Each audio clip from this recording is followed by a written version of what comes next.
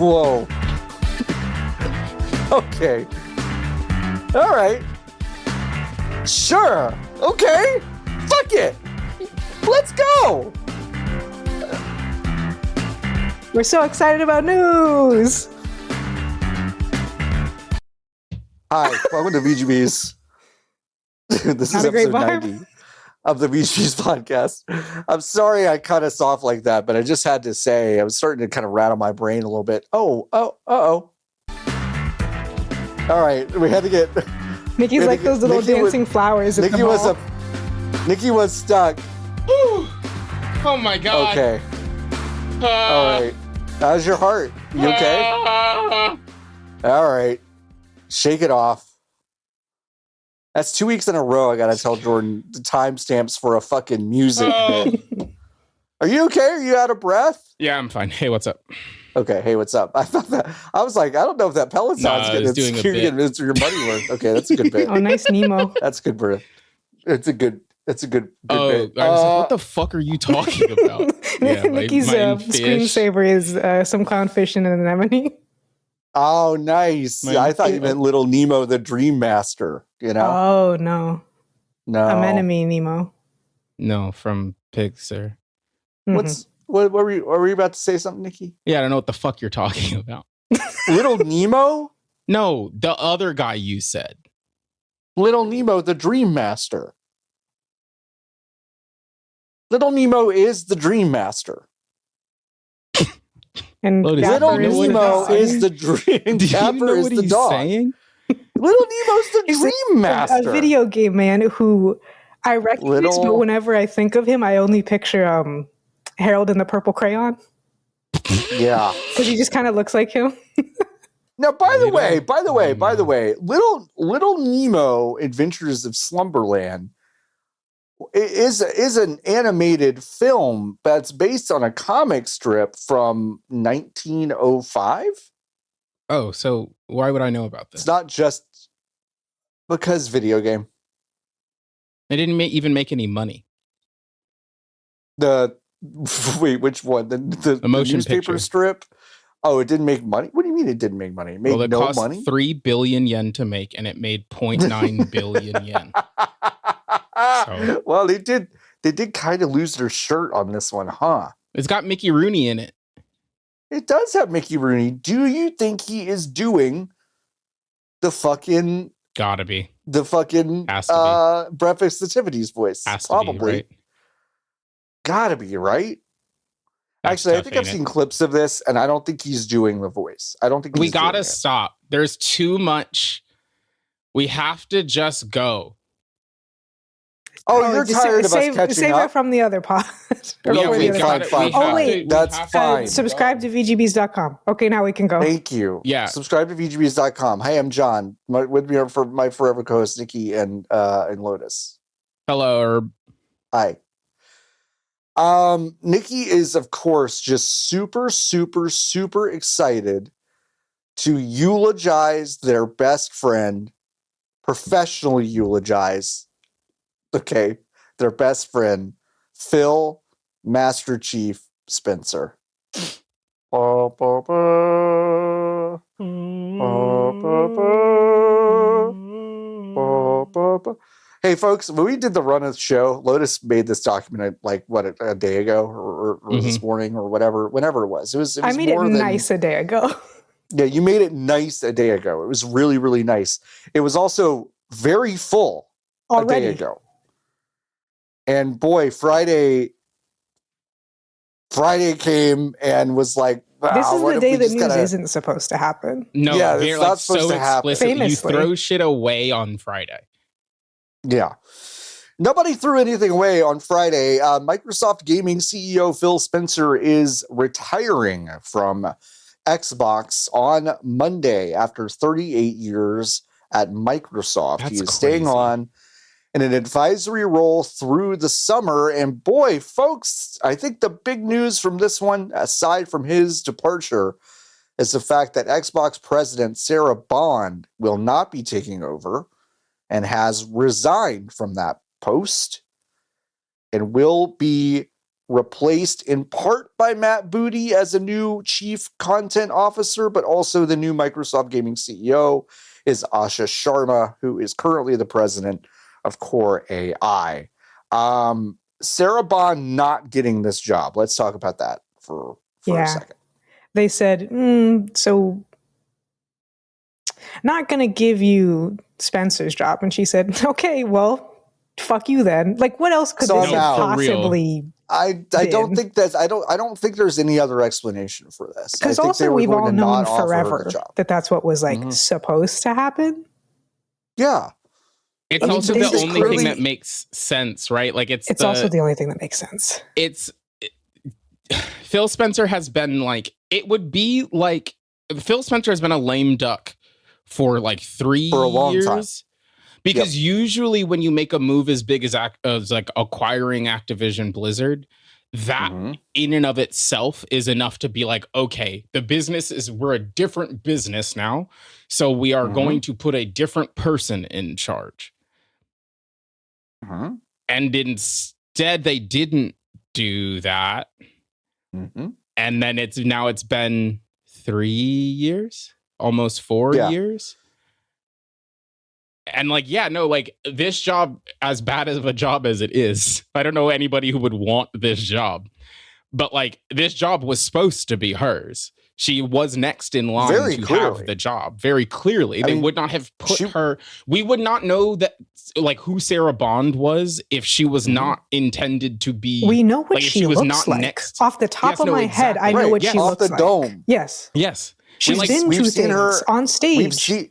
We've seen her in her little jackets on the stage. And also, like, not to be crazy, like, you do not wheel your black woman tech executive out if you don't have intentions of keeping her around.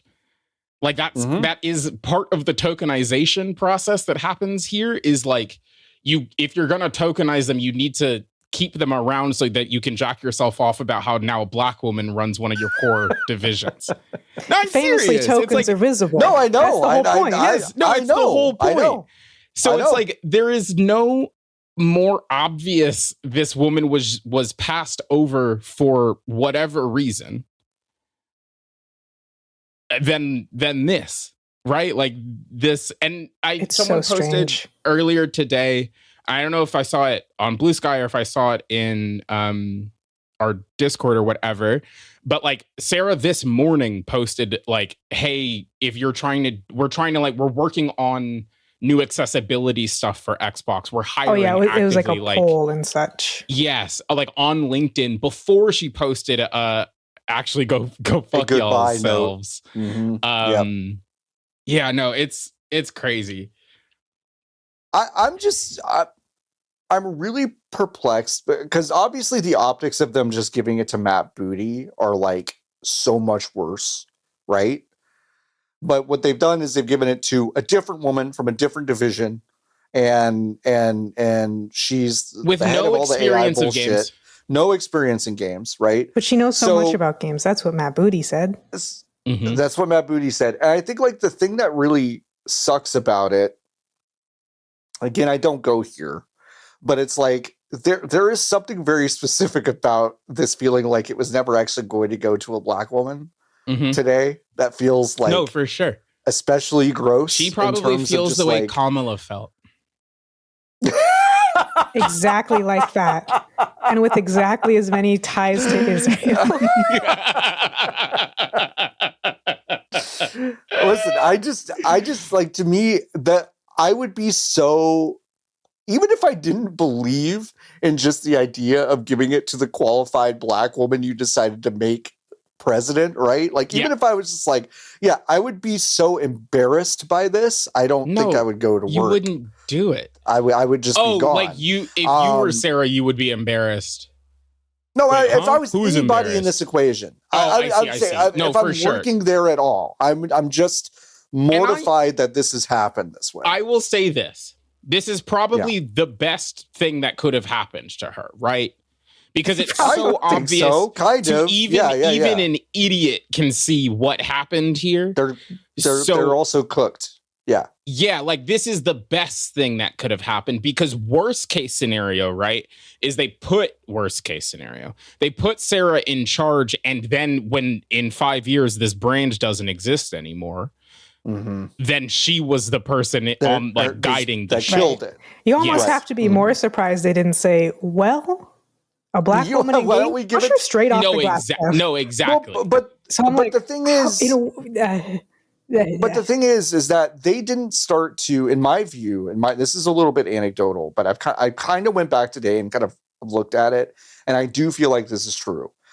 I don't think Xbox's pressers began to take a "we're eating shit and apologizing for something" tone until she got there. Like you mean in a like she was the one that was bringing any sort of damn, we are fucking these people over to the equation? I think any of the serious roundtable discussions about layoffs, concerns, or whatever, they did wheel her out.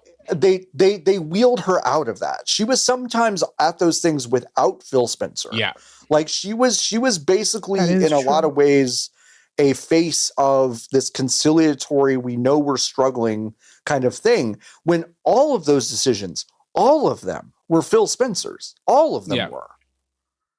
And it's like, if you're going to make hey, we're going to start putting Sarah out there, even though these problems were really none of her doing, the next part in that is like, we got to give her the fucking ball when this dude decides to kick it. And like, I also think, and again, I agree with you.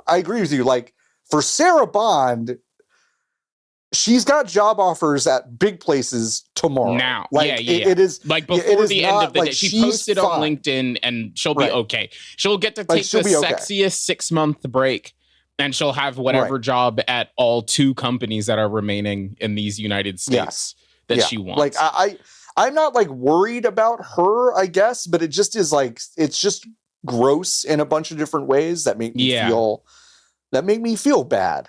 So yeah, it's not. I think I felt this way about a lot of the things, especially that happened this week. But like, it is crazy to watch a movie get written. Does that make sense? Like, I think for a long time when I was watching, there was something about, or like watch a TV show get written, like Silicon Valley. Right. Making me so emotional. Silicon Valley as a television program, right, works because there was at the time a window. It created a window into the like absurdity of tech that regular people were probably not looking at or seeing. Right. Because there was like a lack there, and continues to be like a lack of media literacy about the institutions that comprise the things that we use every single day.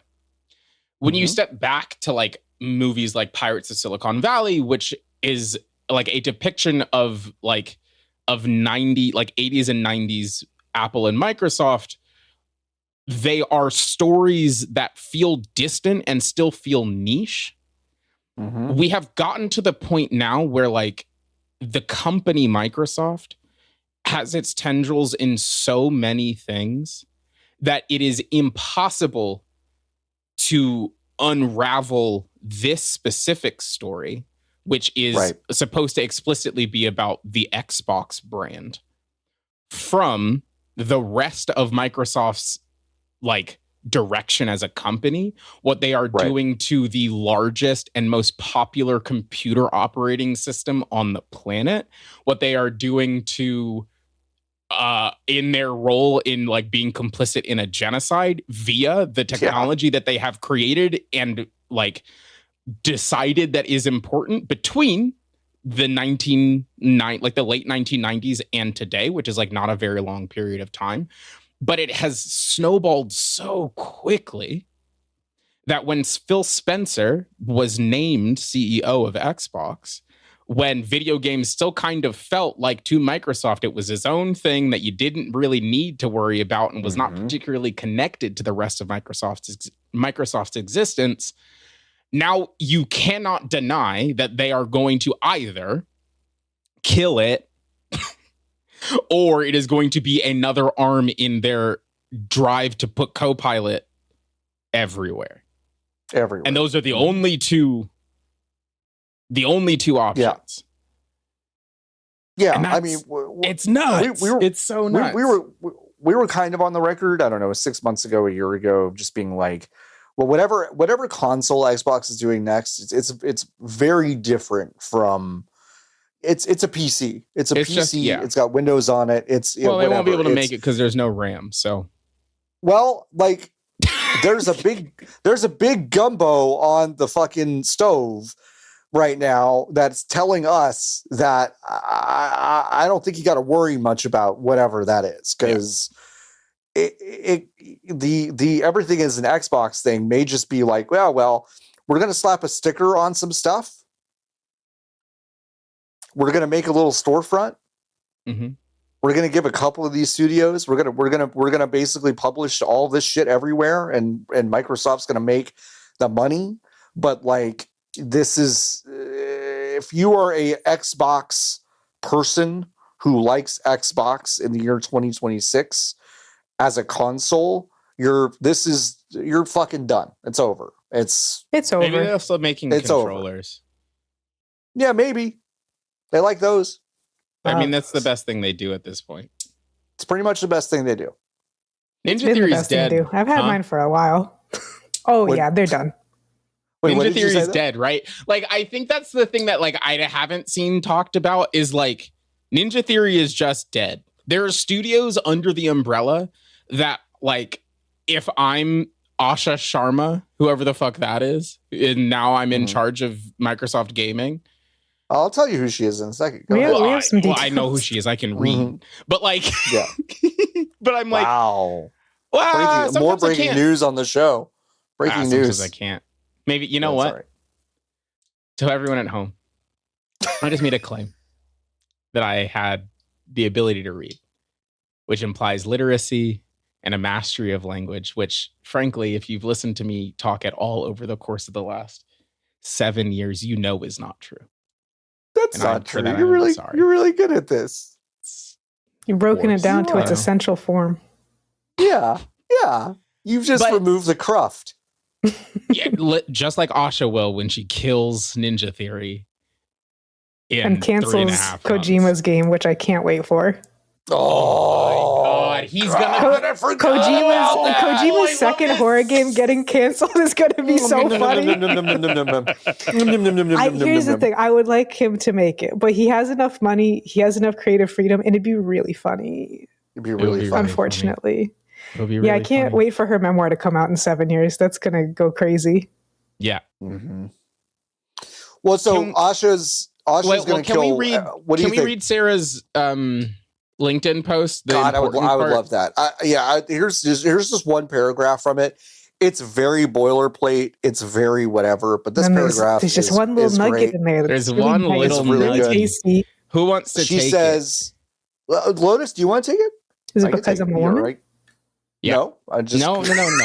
I'm saying yes. I thought Nikki was going to say, so I'm getting a note. I'm supposed to say no to that, actually. No, I'm saying yes. On LinkedIn hours ago, like 2 hours ago, maybe? Yeah. Yeah, it was like 3 hours ago. Woof. With that, I've decided this is the right time for me to take my next step, both personally and professionally. We're living through a transformative technological era that will shape the next generation of our industry, and I'm energized by what's ahead. This moment also presents a unique opportunity for fresh eyes and new leadership to guide the team into its next chapter. I've had the privilege of spending time with Asha over the last few weeks as we plan for this transition, and I've seen firsthand her deep commitment to our players, developers, and brand. She brings deep technology and commerce experience, along with a strong track record of building and scaling platforms that the world uses. Xbox deserves this. I'm excited to see her lead this next chapter for our team. I'll remain on as a special advisor to Asha to help ensure a smooth transition and set the organization up for continued success. Xbox deserves this. That's so fucking crazy. That's as loud as you can be. Really good. That's as loud as you could be. That's so loud. If you got any louder and said Xbox deserves her, you're done. That is exactly as loud as you can be. Yeah. I just Xbox deserves this is crazy. Xbox Well, deserves. Xbox I should have made deserves that my this is thing. amazing. I should have made that my thing. You should have. Damn it. Here's the thing, though. I also love this part of it. This is an underrated part. I've decided this is the right time for me to take my next step, both personally and professionally. Sarah, what about your personal life does this have anything to do with? I'm just really, well, I'm really moving. like. She doesn't have to live in Redmond anymore. No, listen, I'm really perplexed by it. She's going to move down the street to work at Nintendo. Yeah. Just a hop, skip, and a jump. I don't know. But yeah, Xbox deserves this. This is crazy. It is such an indictment. Like, I don't know. It feels weird because I'm trying to figure out if I think this is intentional or if this is business speak that we are trying, like if she's just so business brain pilled, because I do think that this is an MBA ass woman, right? Like, you don't get to be the president of Xbox if you haven't like supped from the teeth of the but part of business MBA. Speak is sneaking that stuff in. Exactly. So I'm like, the saying Xbox deserves this is the most mic drop thing, because after this, whatever happens, she gets to be like, hey, that was destiny for the brand. If they won't, if it turns around and becomes a profitable business for Microsoft, she gets to be like, that's what I meant. I've always meant that. When they shut it down in 5 years, she gets to be like, what did I fucking say? That's what I meant. I fucking told you.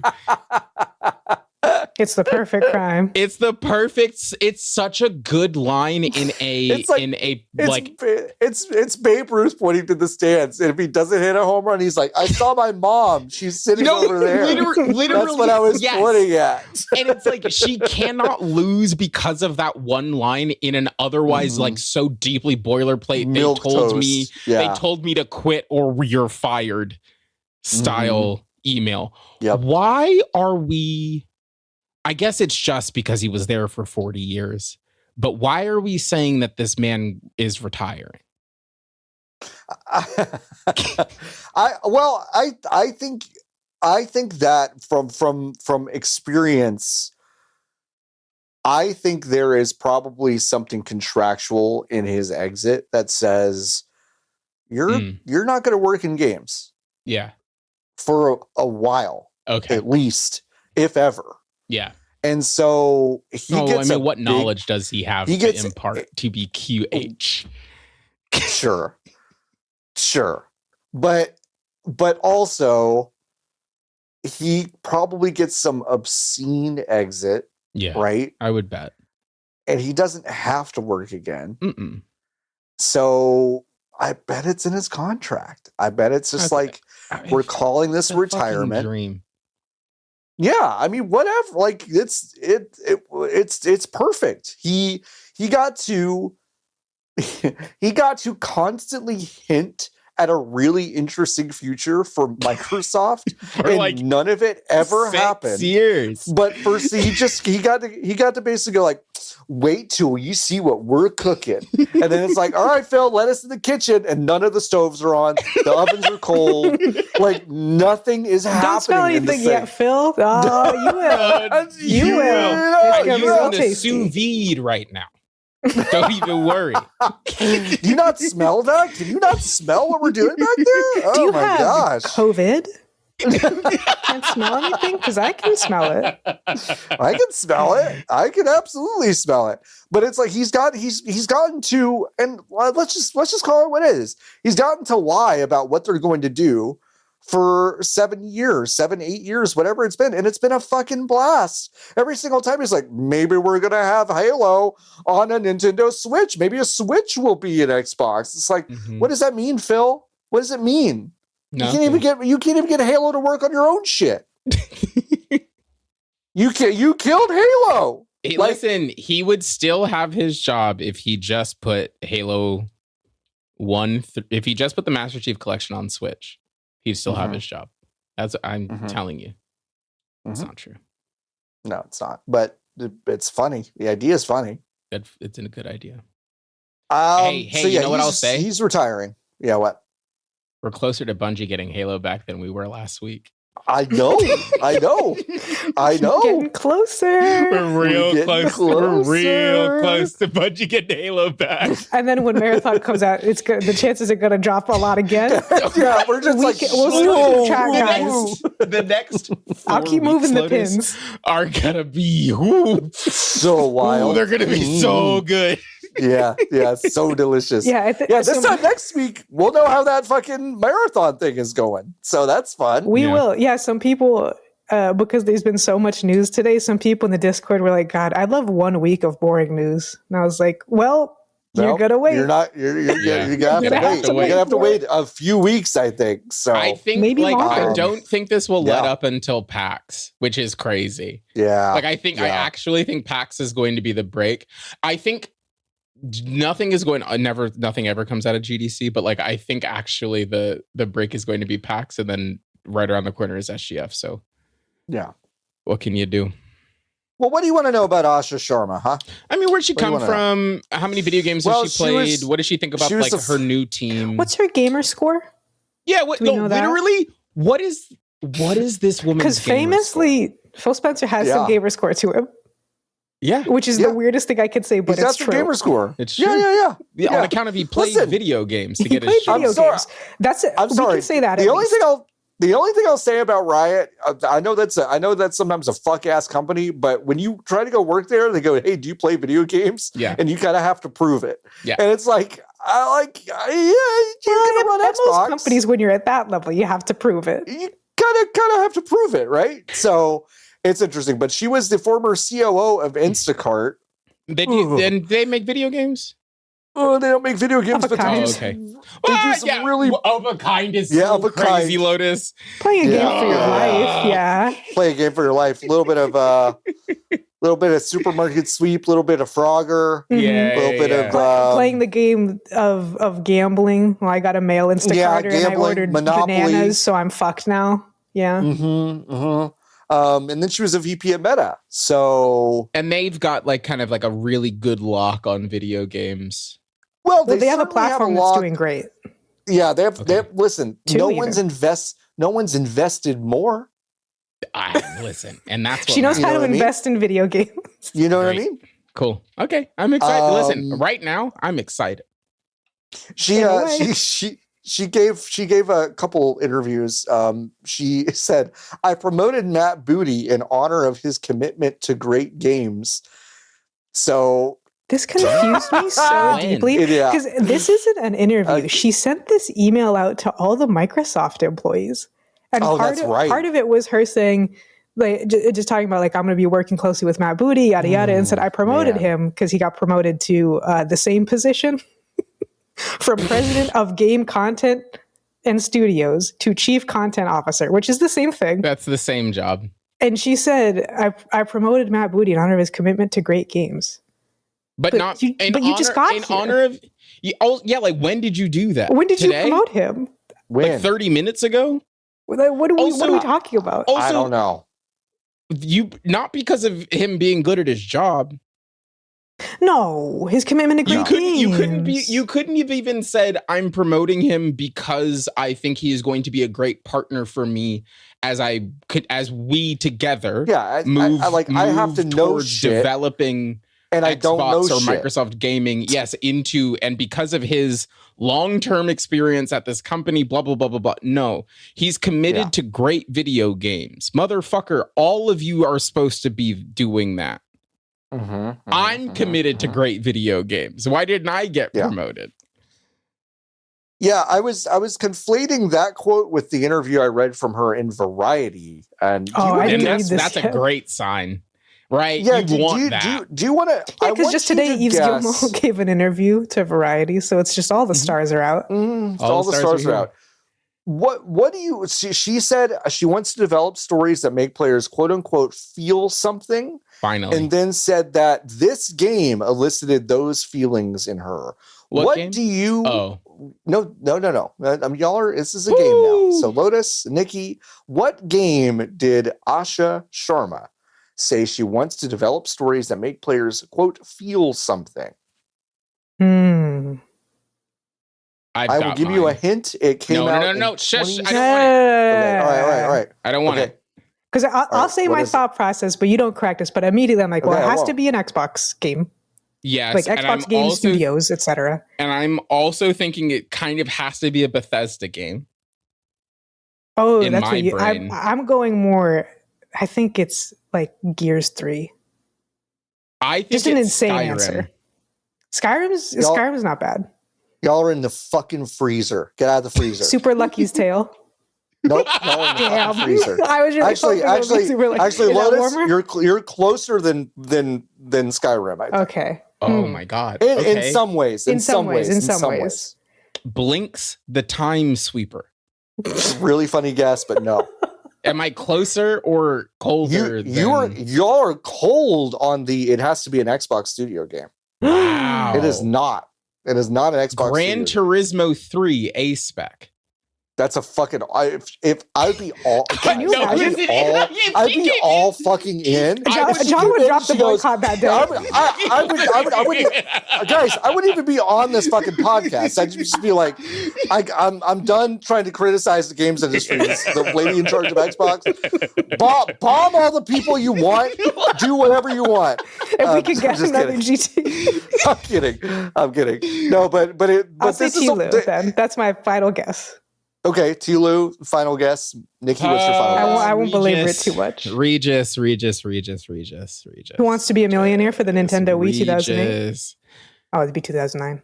Regis, I'm going to say that she played Killzone 3. Those are really funny guesses, but no, it is Campo Santo's Firewatch. Okay, can I tell you why she said that? Can I tell you why she said that? It's because someone it's the fed her that fucking information, and it's also the game's 10-year anniversary this year. So that's she literally asked Chad. She asked Chad. She had to give me something that's 10 years old. Literally, that's emotionally resonant. Yes. Yep. That's the only reason why. That has to be the only reason why. Yes, by the way, she says nothing else about it. No. Nothing else about it. Oh my God. That's so infuriating for reasons I cannot talk about, but I'm telling you that's the only reason why. Isn't that nuts? That's wild. Unbelievable. And by unbelievable, I mean entirely believable. Entirely believable.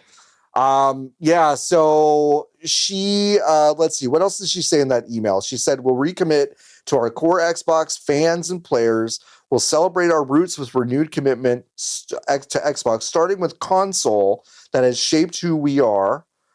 We are witnessing the reinvention of play. To meet the moment, we will invent new business models and new ways to play, but we will not treat our stuff as static IP to milk and monetize.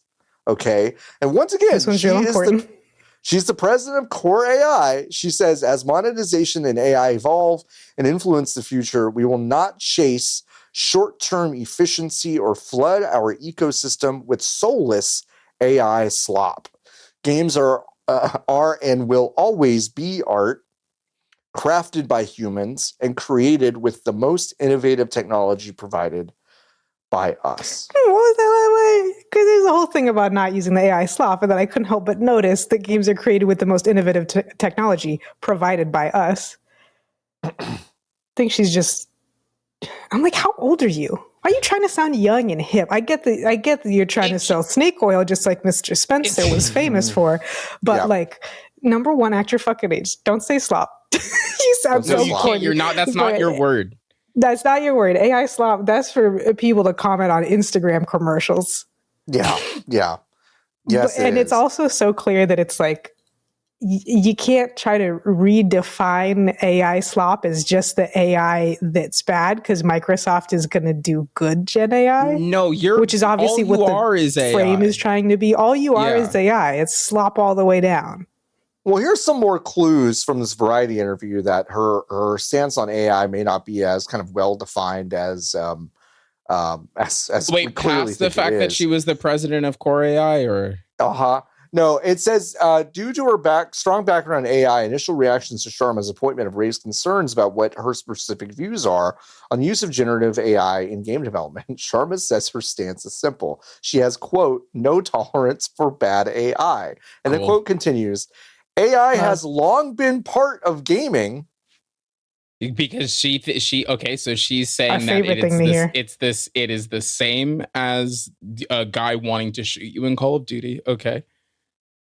AI has long been a part of gaming and will continue to be.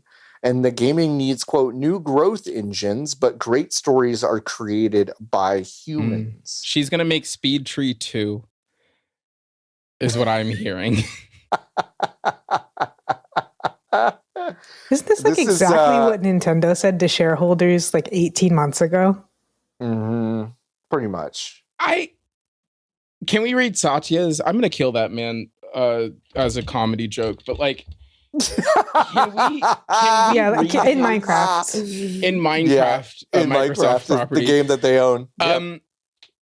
Dude, isn't it crazy that they've gotten to just as bad as Notch?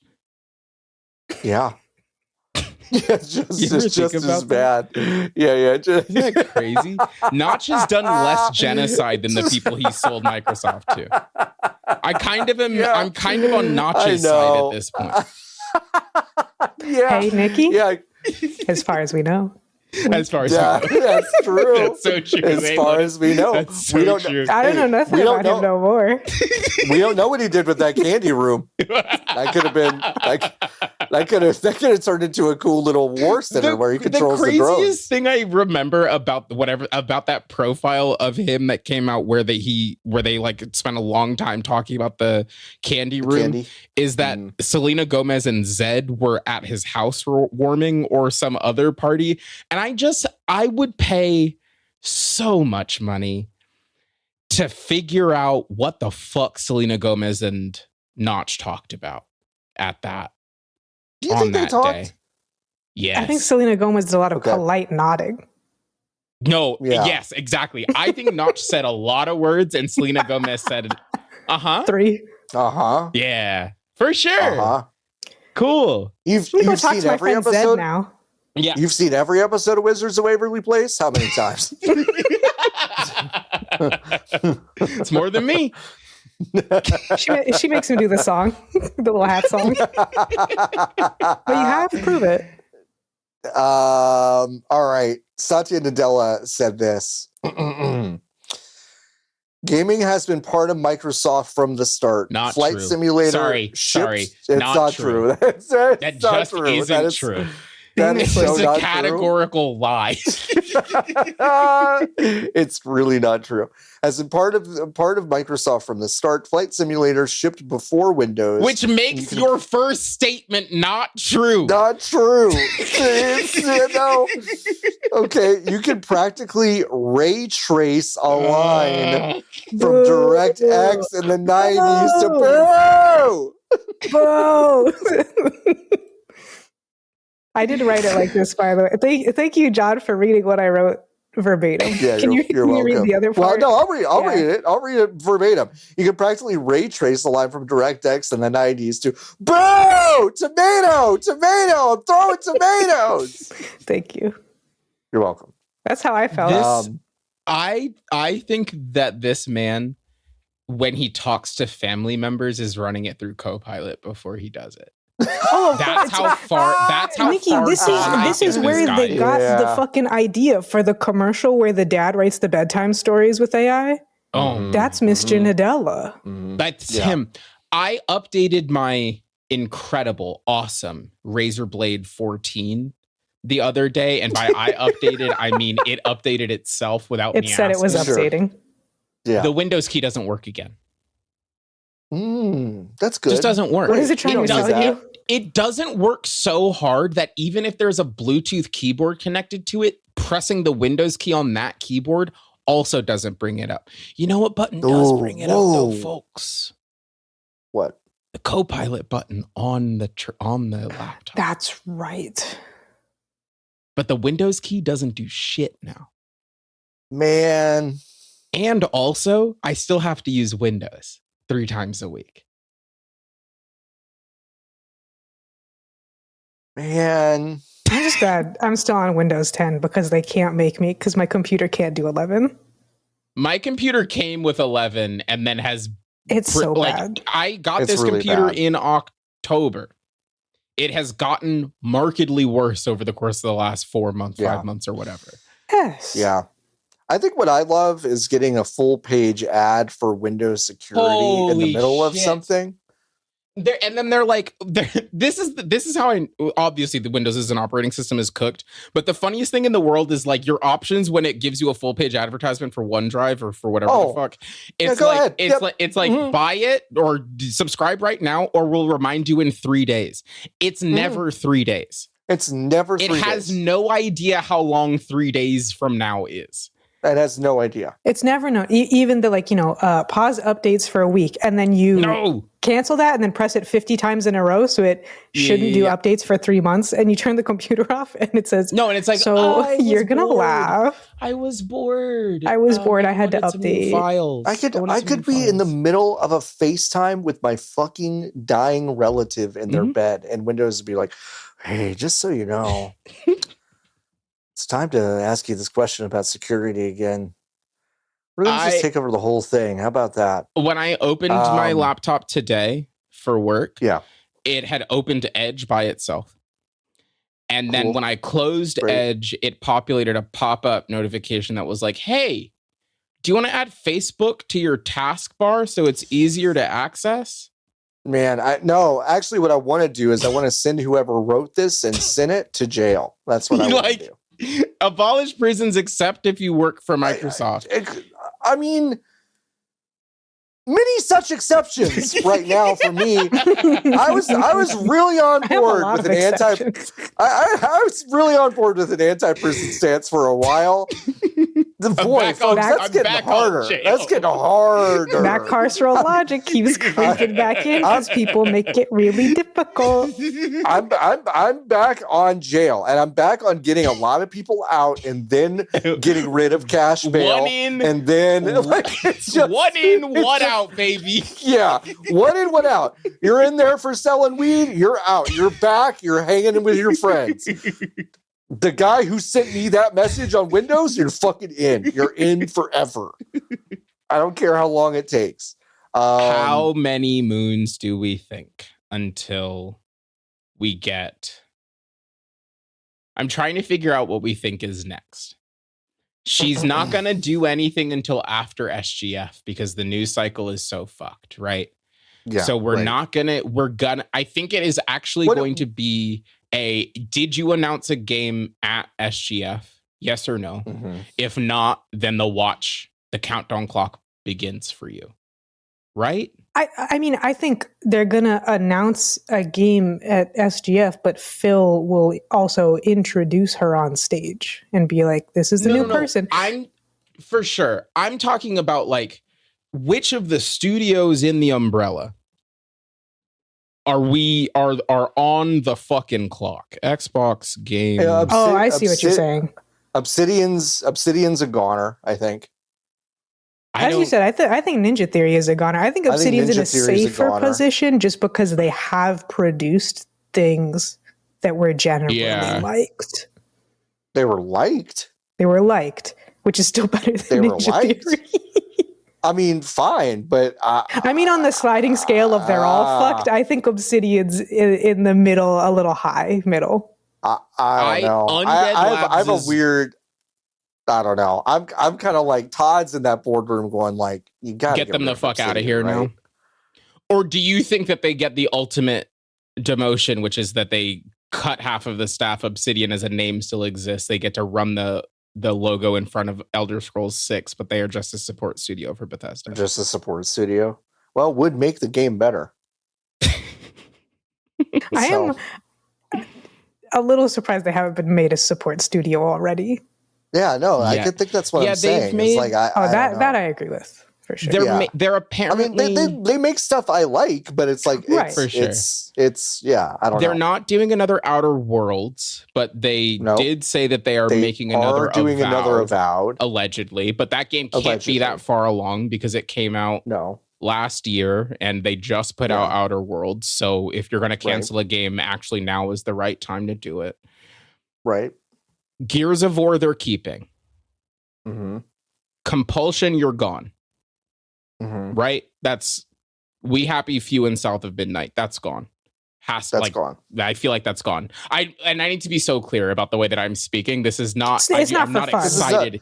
No. We're not. I am not excited about it. I'm just like, if I am in the horrible, disgusting position of now I am in charge of this huge multi-billion-dollar business, and I now need to start making cuts because the man above me wants me to put AI in front of everything. On everything. Compulsion is gone. Arcane is gone. Double Arcane's Fine. gone. I feel like Double spun Fine off, right? I think I could see them keeping them around, but spun off feels fair. Double Fine's like, look, we love art. Yes, I think Schaefer is going to try to negotiate an exit.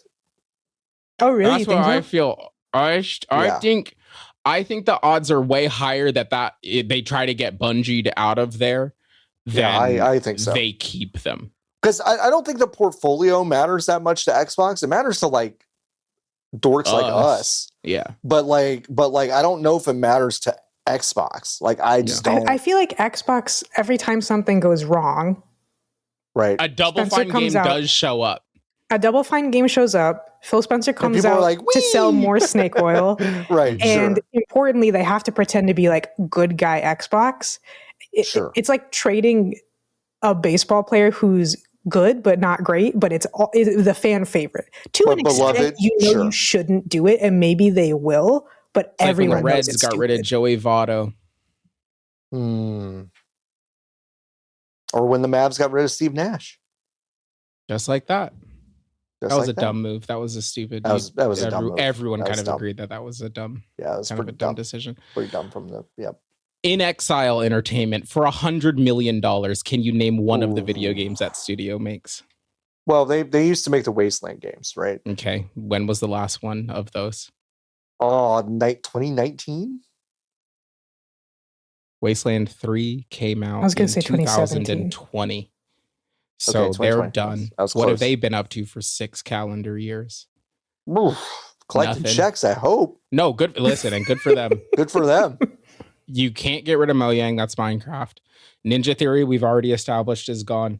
Obsidian, I'm kind of like...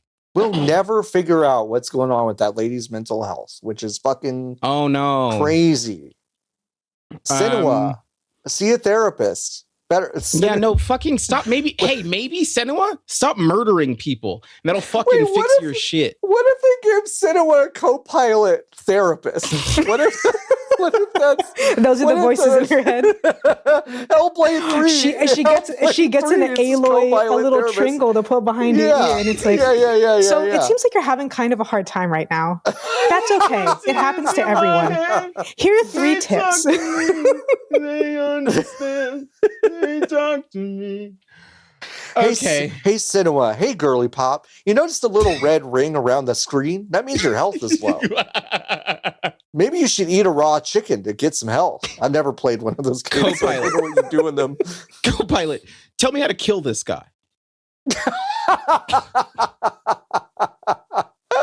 Well, you see, hey, Senua, you see the one eye? You're going to want to aim for that. He's got one eye. After that, he won't be able to see. Anyway, is there a history of schizophrenia in your family? That would be so wild. I've noticed a lot of concerning vocabulary around your dead husband. So here's some crisis hotlines for the United Kingdom. Always be sure to reach out if you feel like you need help. Senua, I know you're back home in between missions. I took the liberty of ordering you from Amazon.com a sensory lamp for your seasonal affective disorder. One of those rock salt Have you lamps. considered a tropical vacation? Have you ever heard of Tulum? Senua, just go to Tulum. Senua with co-pilot. That's just... I'm not sure that is not Horizon what they'll Zero do. Dawn. No, it is. It is Horizon Zero Dawn. That's true. Undead Labs working on State of Decay. That's gone. That's gone. Playground Games. gone. If Fable doesn't hit, then they won't do anything else. Man, similar to hey, 2XKO. Can it hit enough? No, it won't. Can it hit enough? No, they've been working on the game for too long. They spent too much money. It's over. It is a boon to them that studio gets to release a Forza Horizon in the same calendar year. Yeah, because that game is going to sell like crazy. They finally did Japan. They always do. They are on. Hey, folks, they're on the Assassin's Creed track right now. They pulled the fucking lever. The Japan lever. They and then pulled fail. the Japan lever, and I think they might be done after that. They might be done after that. Yeah. What's Rare gonna do? Ooh. I say this with People like the Sea of utmost Stars. compliment, but they are just the roaches. You cannot kill Rare. You can't kill them, which It'd be is crazy awesome. if this of all You things. can't. Yes, exactly. It'd be crazy Yeah. if this of all things did them in. No, Yeah. you can't. I mean, just from the rubble Nintendo buys them back. of the rubble can't of you this fucking fucking imagine? wreck. You're Nintendo just buys them zooming back. in. Bungie buys Halo. and now, Bungie buys and then we Halo. live in a beautiful, perfect world. Nothing bad goes wrong. And nothing that bad would ever actually go happens. so sick. I think they should spin off and then they should make an ad where they just zoom in on the colossal wreck that is all of these studios piled on top of each other. And you just hear from the bottom of the rubble. And it's just like, it's Banjo crawling from the fucking wreckage back to Nintendo. To make Banjo Kazooie Nuts and Bolts too. God, Nuts that and would Bolts own. That 2. game fucking rips. So many people are anti Nuts and Bolts because it's not a they Banjo like Tears Kazooie of the game. Kingdom. Exactly. Mm-hmm. Respect your elders. Know your roots. Watch PBS. PBS Kids. Yeah, that's what else tough. is there? Any other ones? Yeah. World's Edge. I mean, obviously. Oh, they're keeping that. That's Age of Empires. That's Age of Empires. Oh, that's right. They're gonna skate by on nobody knows who they are, and they haven't talked to them in 6 months. That's Nobody knows who they are, but they make $1 zillion a year still. Yeah. Mm-hmm. So crazy. Yeah, no, Xbox is obviously like, I mean, I don't think anybody listening to this show is under any other delusions. No. Hey, listen. Hey, folks. One of you is going to comment under this that Xbox is not dead and it's never been stronger. Mm-hmm. I saw some of the comments from the last episode. While I heartily appreciate the effort, thanks for the engagement. Thanks for the engagement. You don't need to write 600 words to us. Not on this one. It's okay. Not on this one. I know Xbox is not. It's not going to be good. We've been around the block a couple times. Yeah. Nikki, do you want to talk about something else you were really right about a few years ago? And it was about PlayStation kind of resting on its laurels so bad that it. I need to say something, John. Mm-hmm. I'm the smartest person on the whole fucking planet. I thought about you all week. I said... Aww. I mean, I think about you all week anyway. That's very kind. Thanks, Sean. Yeah, I also think about you. That's nice. I said weeks before the world shut down because of the novel coronavirus. Mm-hmm. Was that the episode where I was so sick I was about to die? Yes, because you had the novel coronavirus, probably. Yeah. I think I probably also had it. Anyway. Yeah. I said that Sony's problem in this generation, which I think we had talked about as being longer than people were expecting, was going to be that they were going to get so complacent that they were going to spin their tires such that they eliminated all of the goodwill that they had garnered over the course of the PS4 generation. They will have won a generation handily in a time where winning generations mattered, right? Like it mattered as recently as 6 years ago is when words like that mattered. And that they were going to throw it all away over nothing because they felt like they didn't need to do anything because they sold so many PlayStation 4s. And that is exactly what they have done. That's like exactly to a T, exactly what they have done. They said everyone loved the PlayStation 4. Cool. What a nice story. What? What a great story. Everyone loved the PlayStation 4, and that's it. That's it. And this week they shut down Blue Point, which is a small studio that they acquired 5 years ago. That worked on I think 6. I think right 6 at years COVID, ago. no? Right at COVID. It was yeah, very that close seems right. to COVID. They specialize in remasters and remakes of games. They worked on the Demon Souls remaster remake that came out at the PlayStation 5's launch, one of 6 PlayStation 5 games. And yeah, no, that studio is dead. They did the Shadow of the Colossus game. Yeah, Shadow of the Colossus. Yeah.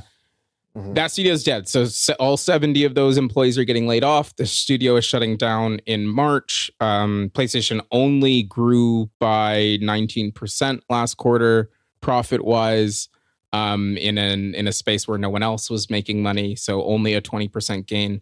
They didn't really have the money. They made them work on, before they shut them down for the better part of the last 6 years. They made them work on and let me just check my notes. Also, I was drawing a list 5 years. September 30th, 2021. Okay, cool. I'm just checking my notes really fast. Ooh, ASMR. Ooh, ASMR. It says here that they were making them work on. Now, let me load the next part of that sentence. Yeah, no. Hold on. Sorry, I'm on Fandom. It's making my phone really hot. Where I get all my gaming news, fandom.wiki.com. It says that they were making them work on a Gears of War live service game. Now, I just have a quick question for both of you. Why? Mm-hmm. Gears of War or God of War? What did I say? Gears of War. I meant God of War, obviously. That's all right. No, that's fine. I just wanted to make sure. That I was like, I think it's God of War, but now I'm not sure. No, I had God of War. Yeah, it's a God of War live service game. And I saw someone today or a couple days ago go like, what was that even gonna be? It was about one angry guy. Well, yeah, like you have a bunch of Kratoses. Was it going to be just exactly this Horizon thing that they announced, where it's Monster Hunter Wilds? Maybe, right? It's like you can play as all your favorite guys and some new guys because we didn't have enough guys to play as. Yeah, no, like we made up some guys. You create your Spartan, and then they just make For Honor again. You know? Mm-hmm. Maybe, yeah. But like that, you know what? That doesn't take a lot. Yeah, not that much. No, I don't know. So the story goes is that they're working on that, and then that game was canceled. So they spent the better part of the last year essentially pitching internally to Sony about stuff they could be working on. Yeah. So Sony was basically like, "Hey, this overexposed, kind of cornered IP that we have. Listen, I like God of War 2018 and I like Ragnarok. I like those games, but it is also so obvious, and this is why I fell off of Ragnarok. I think I will end up going back to it eventually. As well. But that game it's so loud that Cory Balrog, the guy in charge of fucking Santa Monica studio, was like, I don't want to make this one anymore. I kind of did it the first time, and they're making me make another one. And it's very clear that there's 2 games worth of stuff in the second game. Yes. Like they're trying to tell 2 games worth of story in the second game, because I'm sure at some point it was supposed to be a trilogy. Cory said, I'm okay actually on this. I would like to do something else. And my understanding from conversations is that Santa Monica Studios game is not far away from being announced and or talked about more. Right. I mean, within the next 12 months. And he was like, I don't want to do these anymore. So even the people making the game were tapped out on the story of it. So to be like, we're gonna extend this narrative or this IP via live service is so crazy because it isn't like Sony has any other games from the past that people like that the remake and remaster studio could have worked on. Because John, Right. No, there's not even like a game dedicated to all the mascots from all the games that people like or anything. And it didn't win a Game of the Year award or anything like that. Like people, if that game did exist, which it doesn't, I don't think it would be very popular. No, and because both of you were looking at me so confused when I say this, but there's just no old PlayStation games that people want to play. They're just people don't talk about the PS2 because it's a new company. It just started Sony Computer Entertainment, and like it says here, it started when they released the PlayStation 4. So there's nothing for Bluepoint to have worked on. Yeah. Fucking infuriating. It's really like so goofy. It's really bad. Like I liked your post about it a lot, Mickey. An idiot in charge of the money printing machine that is free to run. I'm going to turn it off. I'm just going to turn it off. It doesn't make any fucking sense. Like you don't. It is so easy. It is so easy to remaster a video game when you own the shit. You have a studio. The hardest part is out of the way. No, you own the thing. Owning the thing is the hardest part because that's legitimately the most expensive part because the IPs are what hold value. The people who work on the IP, worthless, as obviously every single person listening to the show has seen over the course of the last 6 years. They don't give a fuck. It doesn't fucking matter. It is really odd because it's like I think running a business, a creative business especially, is about equal parts kind of listening to the community that has helped you kind of get to the place you are, and equal parts you being Steve Jobs and basically saying like, you don't know what you want, you fucking idiot. We're going to build it and you're going to love it. You know, that kind of thing. Like, I really do think there are those two parts. And Sony is like about as bad at both of those things simultaneously as you can be, in the sense that they see God of War's popularity as, well, let's make a live service game based on God of War.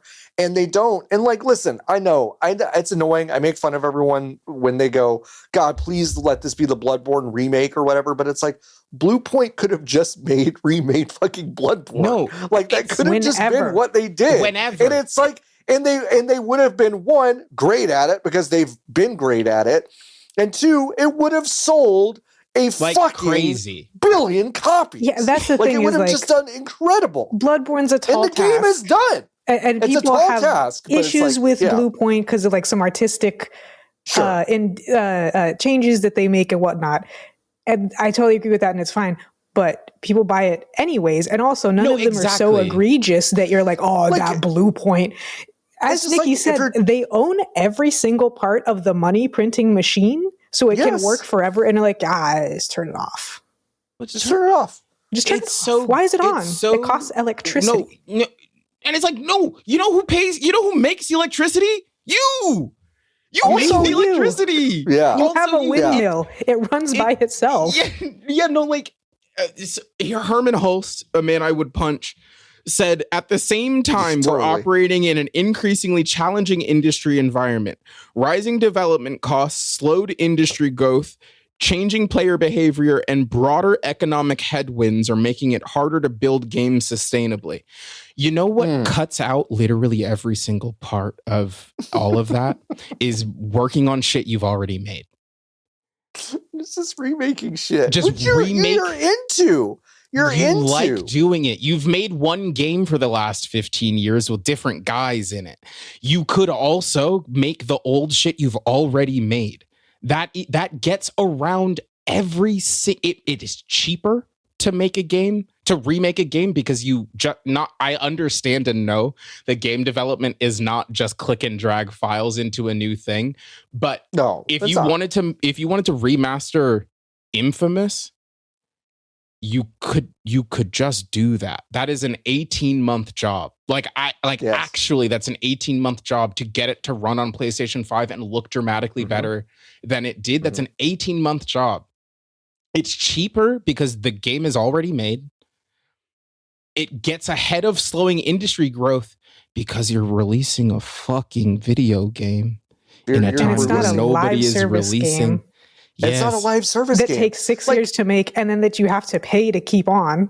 You could just make it. And then increasingly you're killing them. Like you're just like all these live service games are just getting canceled before they even come out or within weeks of when they come out. Changing player behavior. You know who gets to influence player behavior? The people making the video games. If you don't release video games, then obviously the people who you are trying to sell video games to are going to be like, I'm going to do something else. Yeah. Also, do you know where people play video games now? There's three options.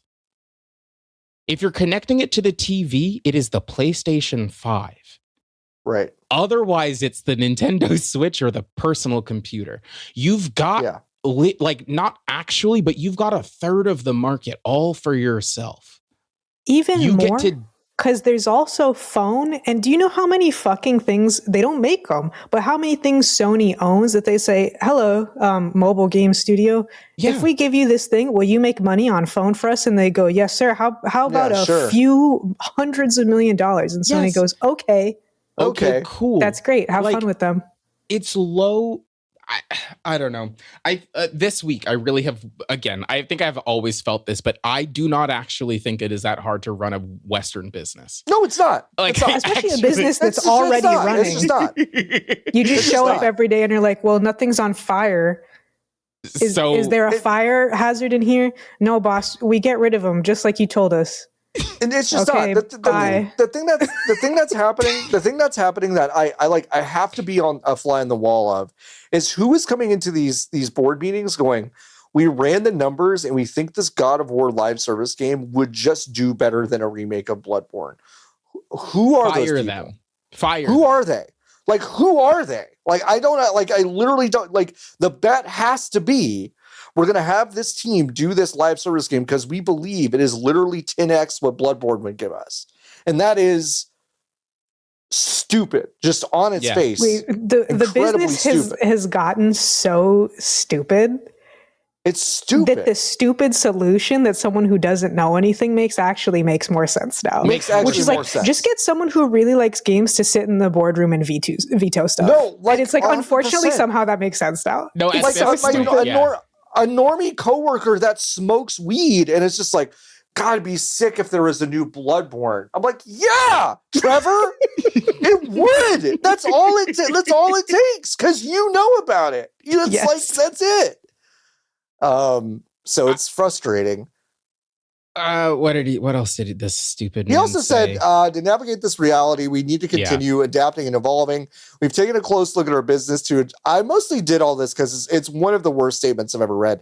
Yeah. To look at our business to ensure we're delivering today while still well positioned for the future. As a result, we'll be closing Blueprint Games in March. We need to be well positioned. We need to be well positioned for the future. Here are the list of announced PlayStation 5 video games. Are you ready? Mm-hmm.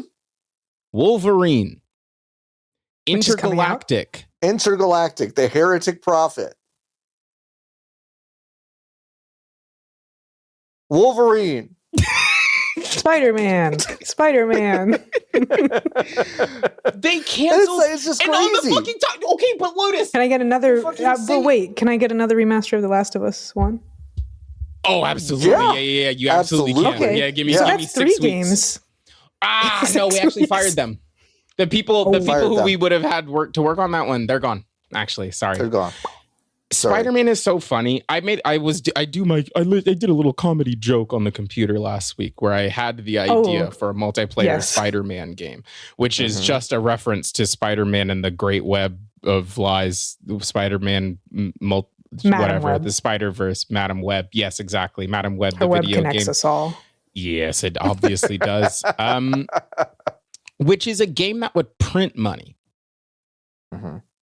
Like it is a video game that could be if they just made City of Heroes again, but they're all Spider-Man. But they're all Spider-Man, and you charge $40 American for it, and you say they could charge MMO prices. They could charge you $40 and then make you pay $18 a month. They literally could, but it's like they saw how many Sony's got nothing, right? The only things that make this company money, the only things that make this company money are their life insurance policies that they hold in Japan and the rest of Asia, and the PlayStation brand. And that's it. Oh, and Spider-Man. And they don't even make those ones anymore. They had to give that to somebody. They had to give that to Disney so they could figure out how to make money on it. Mm-hmm. The Spider-Man games are in-house, a property that people love because they're PlayStation 2 games. Mm-hmm. And also because Spider-Man's the most popular thing on the planet. He's the most popular thing on the fucking planet. So the idea that you would have Insomniac, an unbelievably talented studio, work at least hard enough to get a working version of your multiplayer Spider-Man game up off the ground, and then say, actually, I think we're gonna give Jade Raymond all of this money instead to make fair games. What? And to your point, John, they are saying that they think Jade Raymond's Haven's Fair Games is going to make more money than a multiplayer Spider-Man game based on Spider-Man and Spider-Man 2. Hey, folks, name the last shipped product Jade Raymond made. Name it right now, off the top of your dome. What did Jade Raymond last ship? Halo 2. Was that her? John has to look it up. He doesn't even know. Well, because I remember... What's the last game she shipped as a managing director? She worked at Ubisoft, right? Mm-hmm. I'm going to say Assassin's Creed 3. It was Far Cry 4 in 2014. Listen, and Jade, I'm sorry, but like Jade, like hustle. No, I respect you. I respect the hustle. Get that check, but like you collected a big fucking check for Google. Yes, which is just funny. No, that's awesome. That's just I do not even count that against her. I'm not mad. I'm just like... She left Ubisoft. She got God's check from Google. And that doesn't even count. Like, I can't blame anybody for that. I worked at Meta for 8 months and made more money than I'll ever make. And then now is at... What was Sony? Haven Studios. Yeah. Yep. It's like, where? Yeah. She's at Sony. Yeah. I don't know, but I didn't think about it that way, John, until you just said it. But yeah, no, the calculus that they did was we think Concord and Fair Games are a better, more surefire bet than a multiplayer Spider-Man game in this established thing that obviously lends itself to being made multiplayer live service. Of the shit, if Sony was going to do anything, of all of the shit they've got, that's the only one that makes sense. You let Bungie do theirs because they're good at it. In theory, they were better at it in the past than they are now, for sure. You give them another attempt because that game is very sick.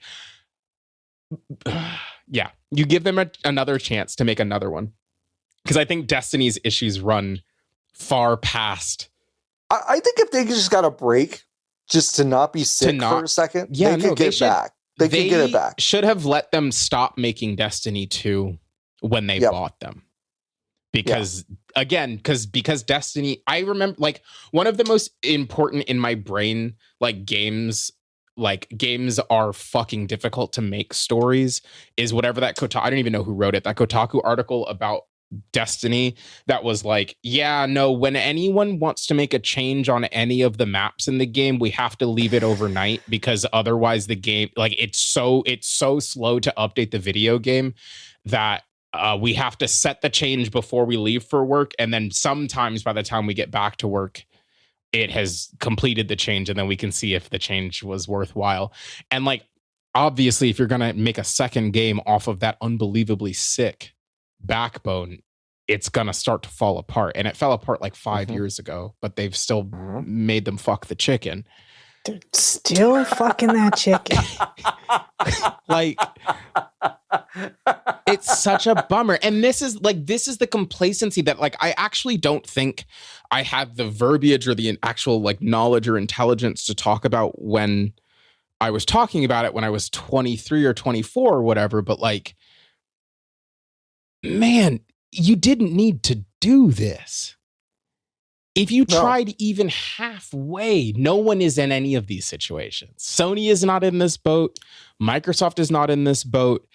They made so many choices during the pandemic, especially, that were just incorrect and obviously incorrect. And then instead of being like, oh, we fucked up, let's go back to the thing we were doing when it was working, they said, no, we live here now. Well, we've talked about this before, and I mean, Nintendo has its own fun, unique variety of problems it ought to be punished for. Okay. Yeah. But they put out games and make money. But that's the thing is that like they have so done the thing.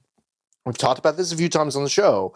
They've just so done the thing of like they just shut up and play ball. They in are the sense about, of just like they just make shit and people like it, and it's not hard for them because partially the entire system that they thrive in Japan is not based on this bullshit infinite growth leapfrog thing. Mm-hmm. It's about providing value to a player and keeping its entire workforce more or less in-house. Granted, maybe working them to death. Again, let's put those issues out of the room.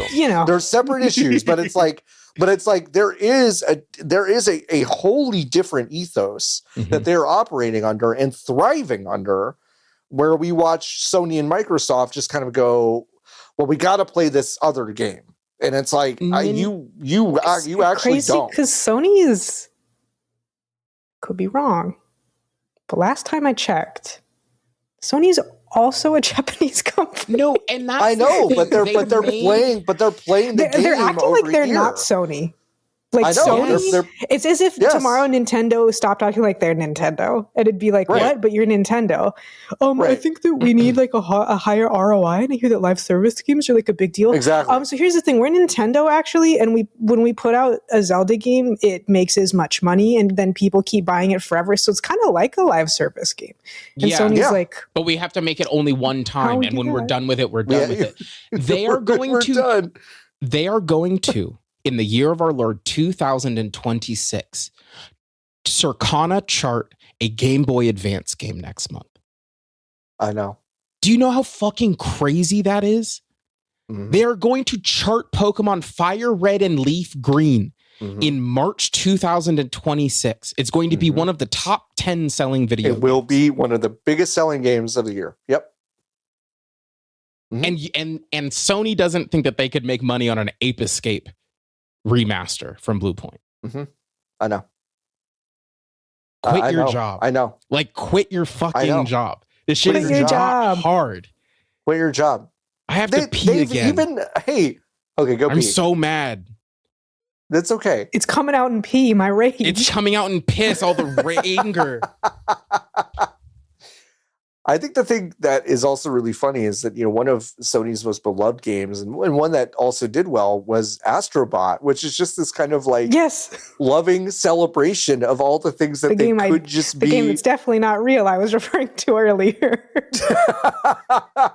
Where it's just a parade and it won game of the fucking year. It won, and it's just like, do you know who you are? You are Sony? Sony? Yeah. Hello? This is really stupid. It's so dumb. I don't understand it at all. They just made it so difficult. But the good thing is they won't have to compete with Xbox anymore. So good for them. Yeah, what's up? Sony is so, Microsoft also. It's the same thing that's like, and then I'll be done. I have not been this mad about the news in a while because this is the most I've shot myself in the dick, and now I'm gonna jump off of a bridge, like death spiral. I've seen like death rattle. I've seen this industry do in the time that I've worked in it. Microsoft and Sony have the same issue, but from different positions. Yeah. Microsoft has made Windows, again, the most popular operating system ever to be made on the computer, which is a thing that everyone, I guess, other than Android, Everyone take uses. Android out of the room. It's the when people think about the computer, it's Windows. Okay. They had an unbelievably large head start on everyone. They moved through time, and instead of they monopolized so hard that the government, the United States government, who never does anything to anybody, was like, can you not? Hey, can you not? And instead of being like, damn, we are good at what we do, they just kind of took a back seat on all of their stuff and forgot about the shit that got them there. The idea that like, you can for gaming specifically, you can say that yes. Who was the guy that was in charge of Xbox before Phil Spencer? The Liverpool guy. Liverpool. What was that guy's name? I don't remember his name. The thing is, we've done this before Matrick. too, and I still can't remember his name. Don Matrick. Don That's Matrick. right. Don Matrick. Yep. Putting his like, which I'll do some revisionist history. 2 HDMI ports on your console is actually a great idea. It's actually a really good idea. An in and an out is an awesome idea, but it's pretty smart. Putting that bad decision and the rollout out of the room to not be like, well, what if we just leveraged this video game box that people always understand as needing to be at the center of your home? You're putting it under your TV. It is the thing that you are sitting down and accessing when you are trying to be entertained, and not being like, well, we also make Windows. So what if we just made all of those boxes that people are already buying computers?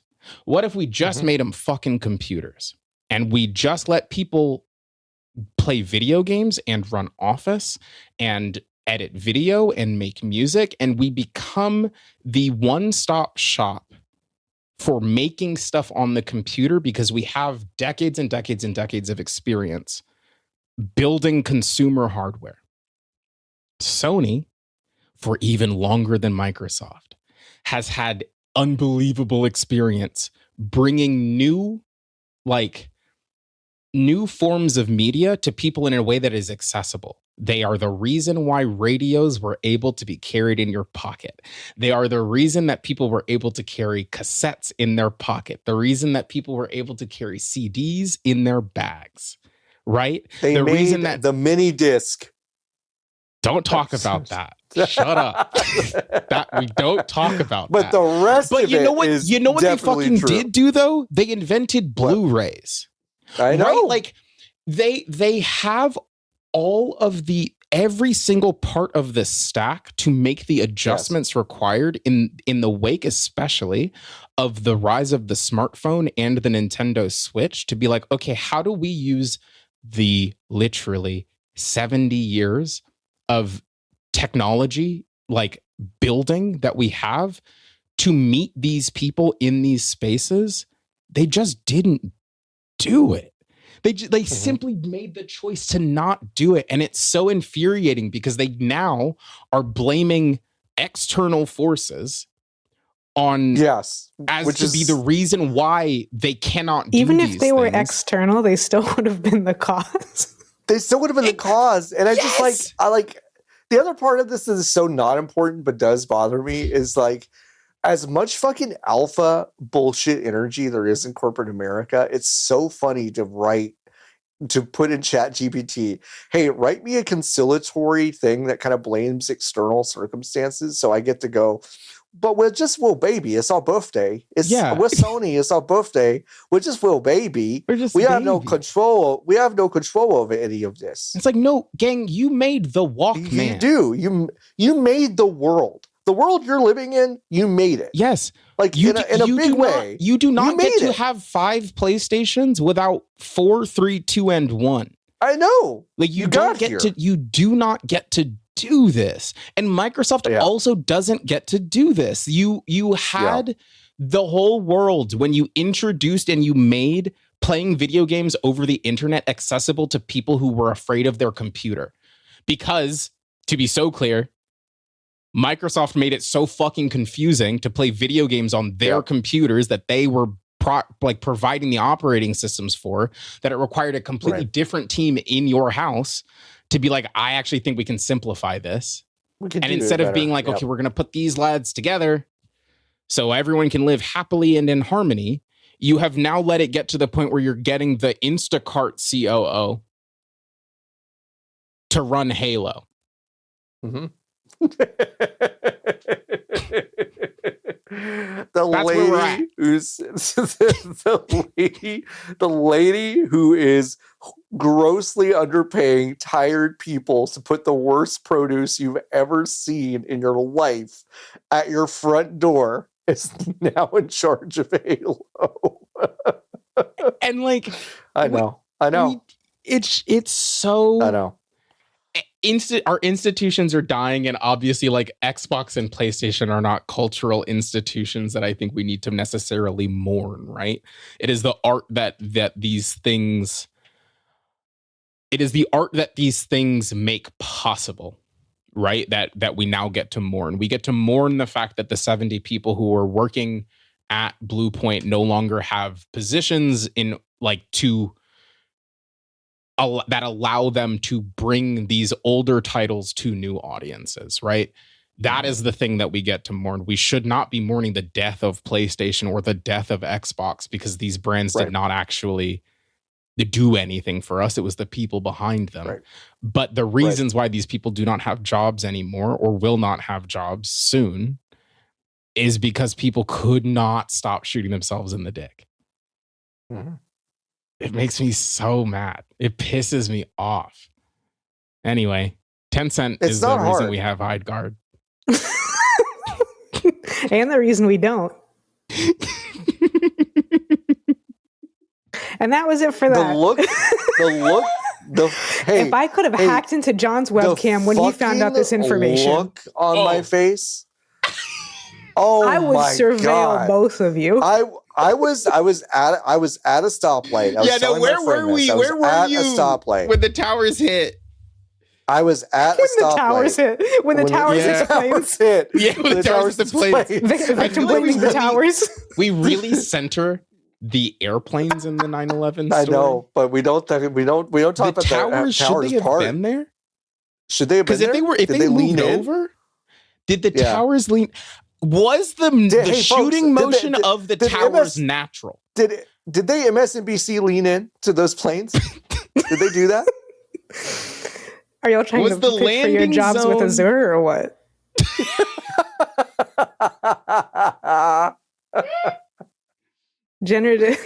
Hey, Chad, could you generate me a new angle where it's the tower's fault? It's the tower's fault? God. Can you give me a loose change 3, please? But this time it's the towers. I was at a stoplight, and there is like a stoplight camera somewhere that probably has my face. The face I made, I mean, a real legitimate belly laugh in my car, like real big so deal, big. Yeah, but according to Steven Totillo, who I think was the first to report this, Teamy Studio Group, who I'm very familiar with because they did a lot of internal stuff while we were there working at ZAM.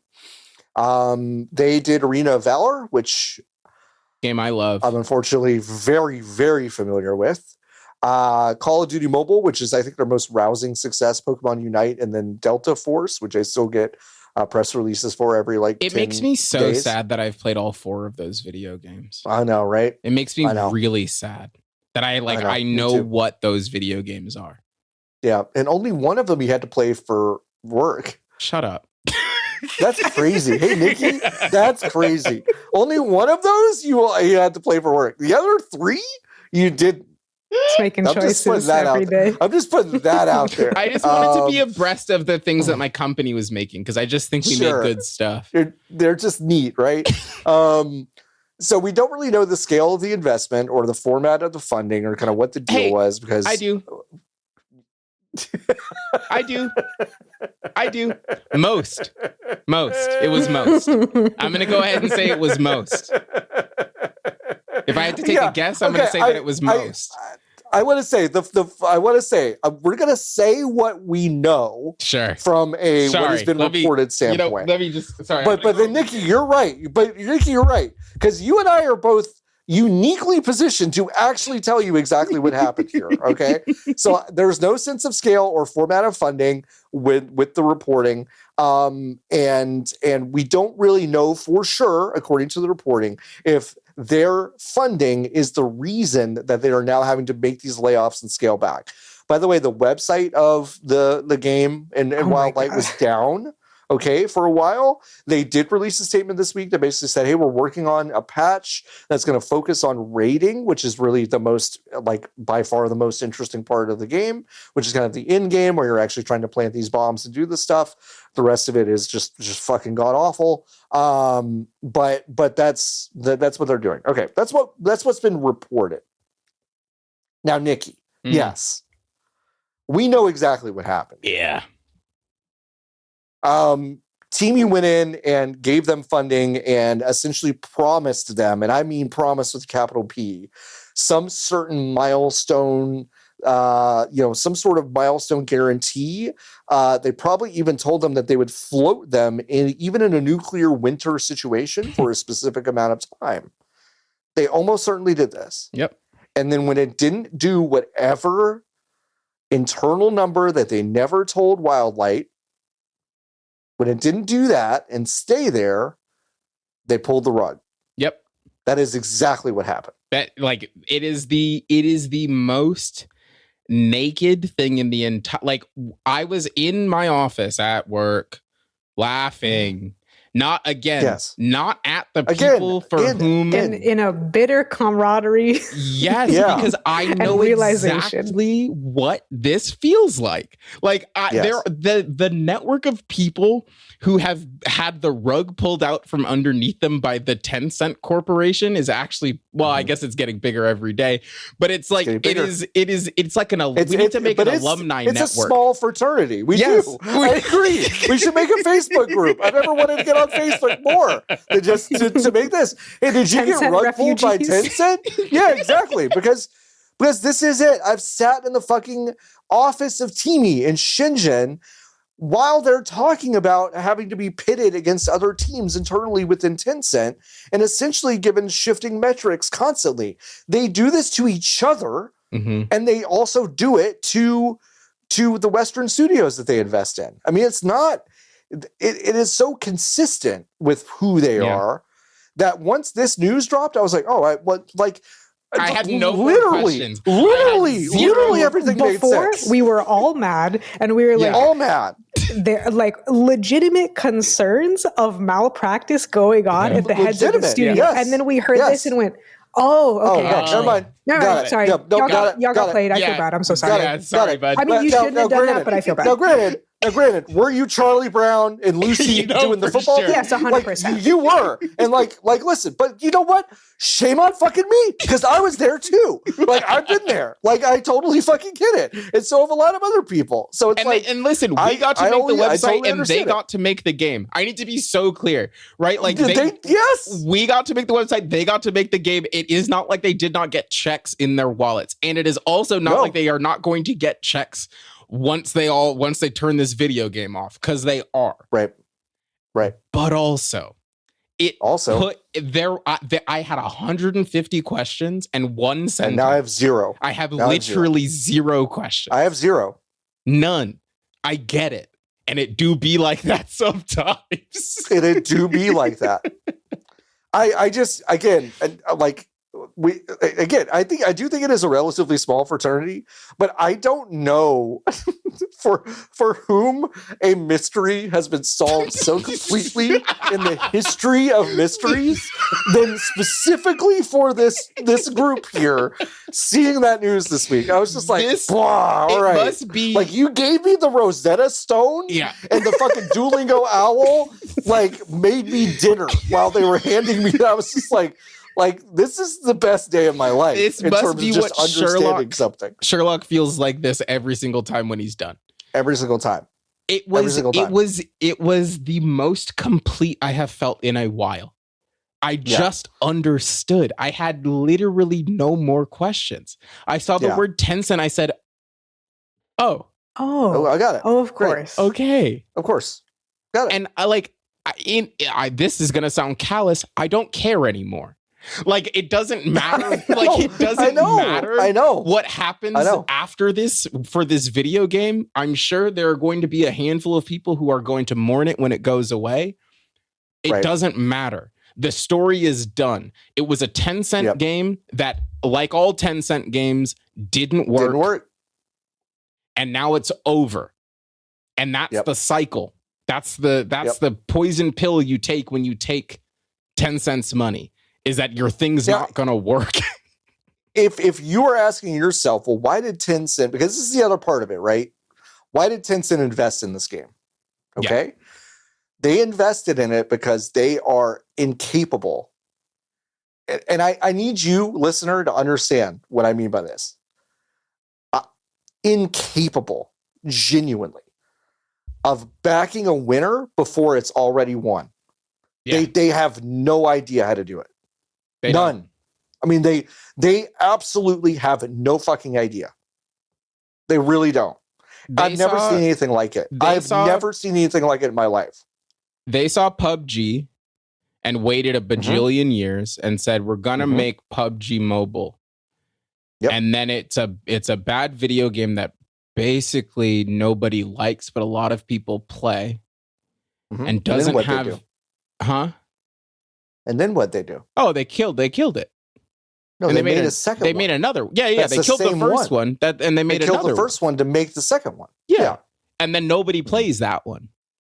Mm-hmm. And did anyone make them throw the first one in the garbage? No. They are incapable. They literally don't know how to do it. They just don't know how to do it. And they keep trying because I think they have an internal mandate. I don't think that. I should quit talking. Yeah, no, you know I don't think that. I know these things. They have internal mandates to make this shit work. They're tired of investing relatively small amounts of money in these studios that have already made it, or huge amounts of money to acquire studios that have already made it, like they did Riot. Yeah. Like, they're tired of it. I was going to say, it's so much funnier now that 2X KO and Highguard. No, at the same time, right? At the same time. At the same time. It's also like, again, and this is a testament to, like, and again, this is the other part of this conversation that I've been thinking about, and I've tried to hedge as much as I can. I do not beleaguer, or I do not say these things to belabor. Beleaguer. No one's quite sure. I'm not trying to, like, shit on these teams that are making these games. No.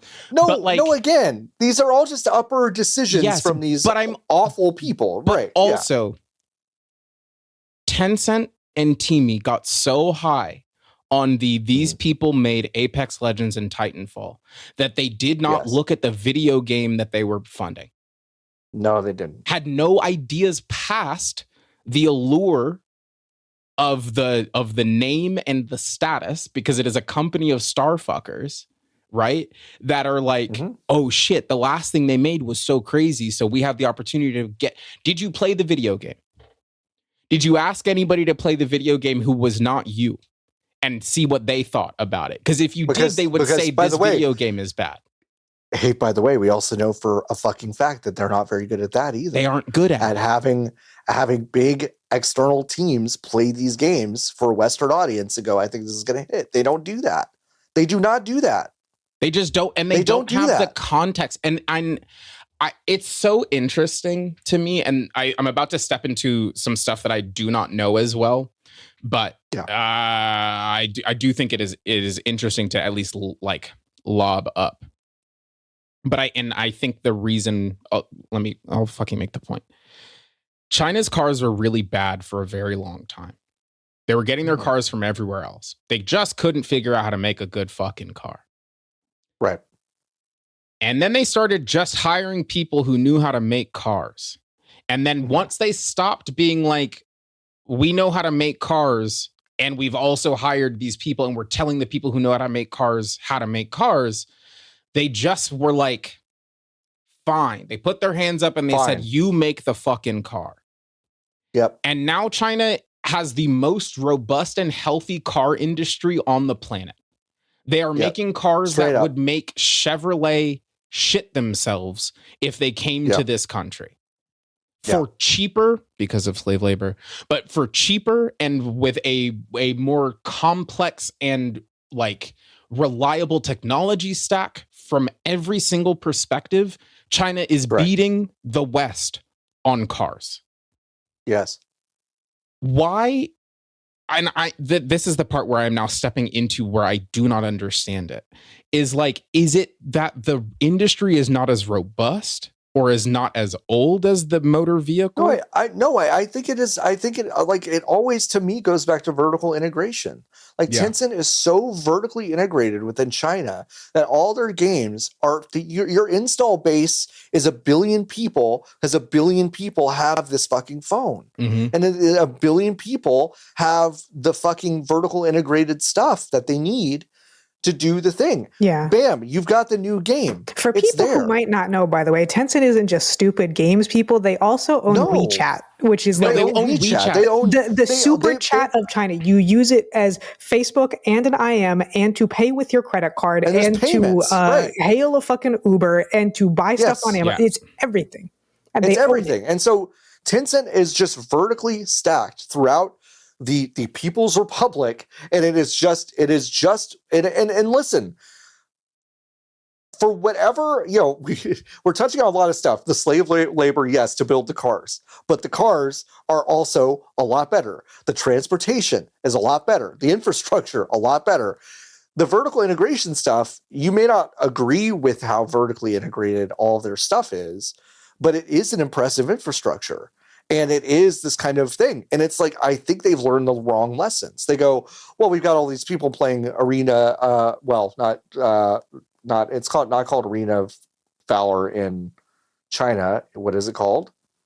No one's quite sure. Kings of Leon. That's on fire. All right. Arena of Valor is Why called can't I think Strike of the name? of Kings or Honor of Kings. Honor of Kings. Honor Jesus, of Kings. I couldn't come But they've rebranded it to Arena of Valor everywhere now. Everywhere. But Honor of Kings was like one of the biggest games on the fucking planet.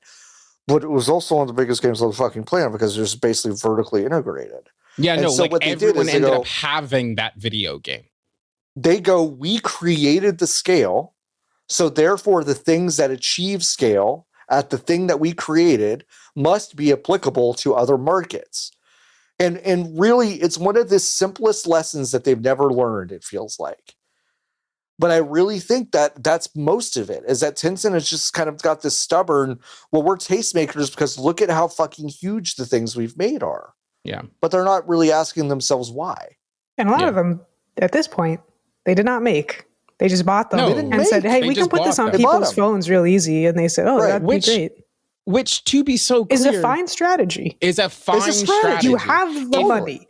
Yes, if you stop pretending, right, that you are tastemakers and just sit back and let the fucking money machine print money, which they can't. But they can't stand it. They can't stand it. They can't do it. That's the thing. And that to me is funny. And that it is funny because the one thing I've done that neither Nikki or Lotus did, although Nikki's definitely heard about it and Lotus probably not as much, but you'll hear about it now.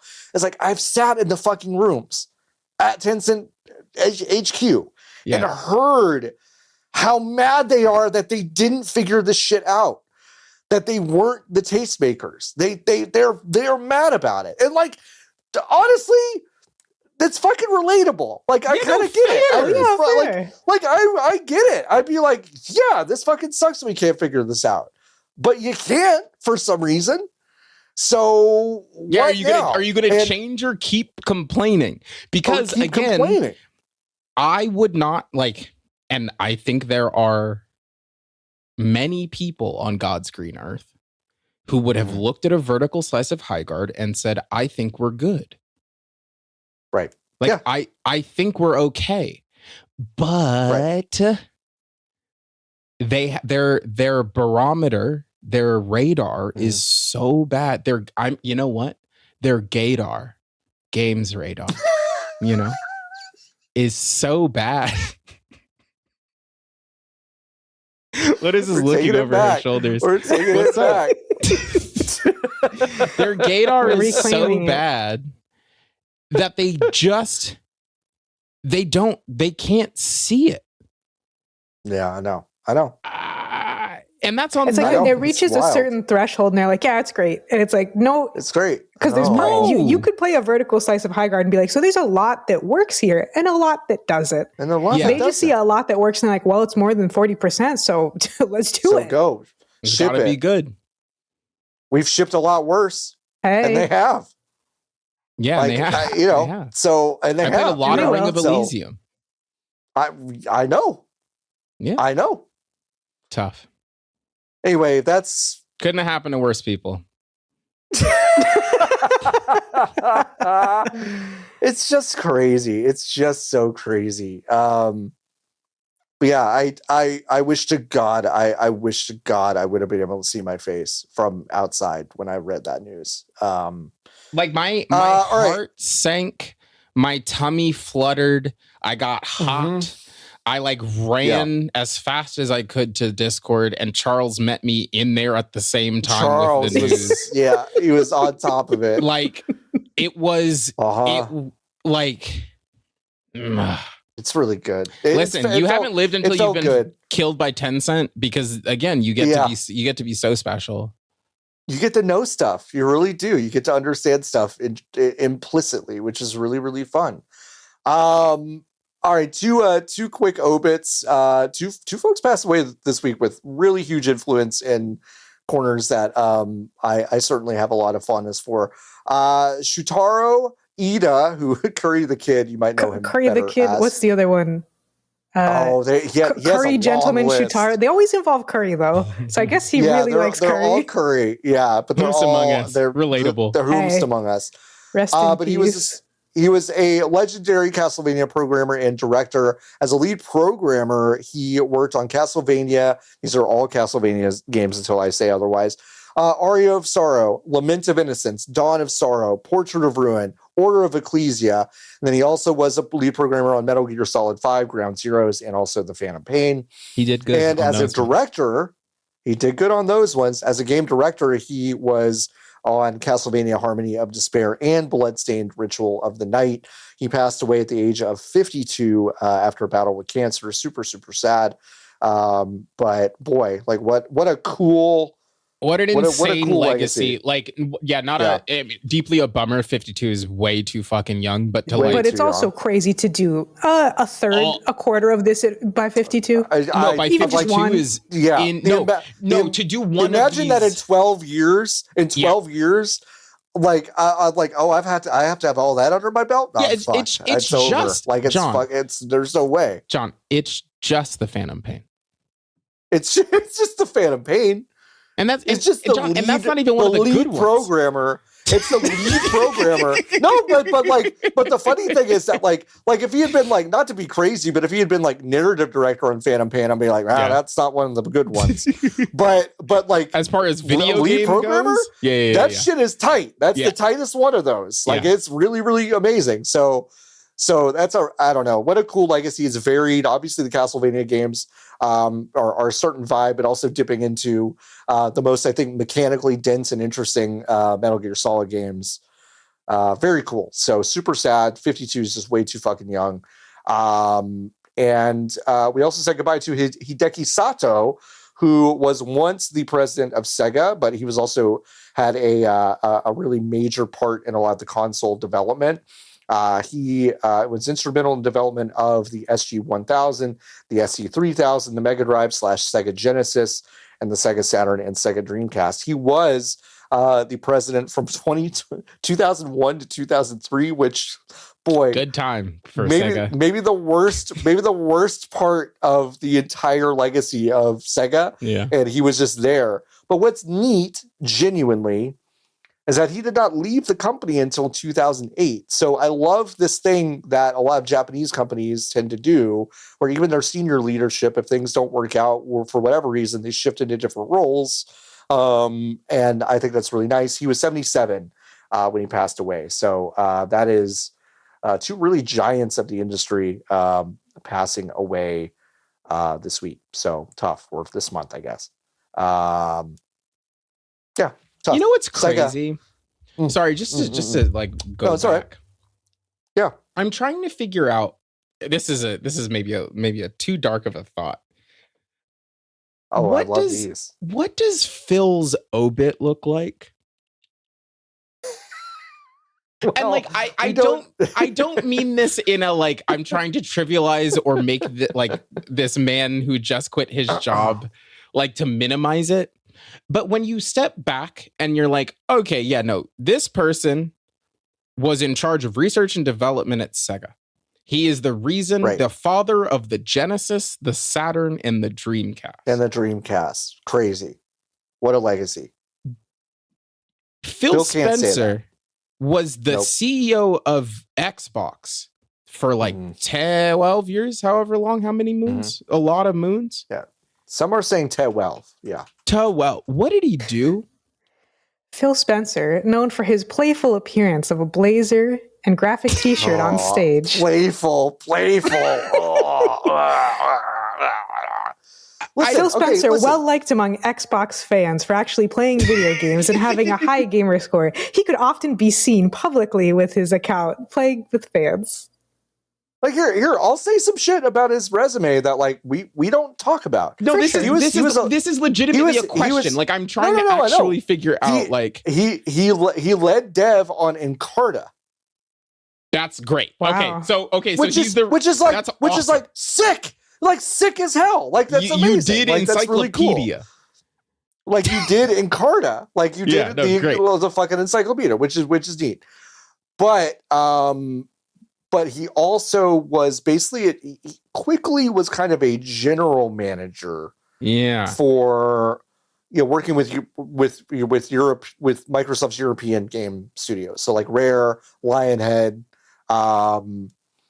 and then basically in 2014, that's when Nadella was like, "Hey, you're basically leading Microsoft Studios, Xbox, all that stuff." So, yeah, his is interesting because he started at Microsoft in 1988 as an intern,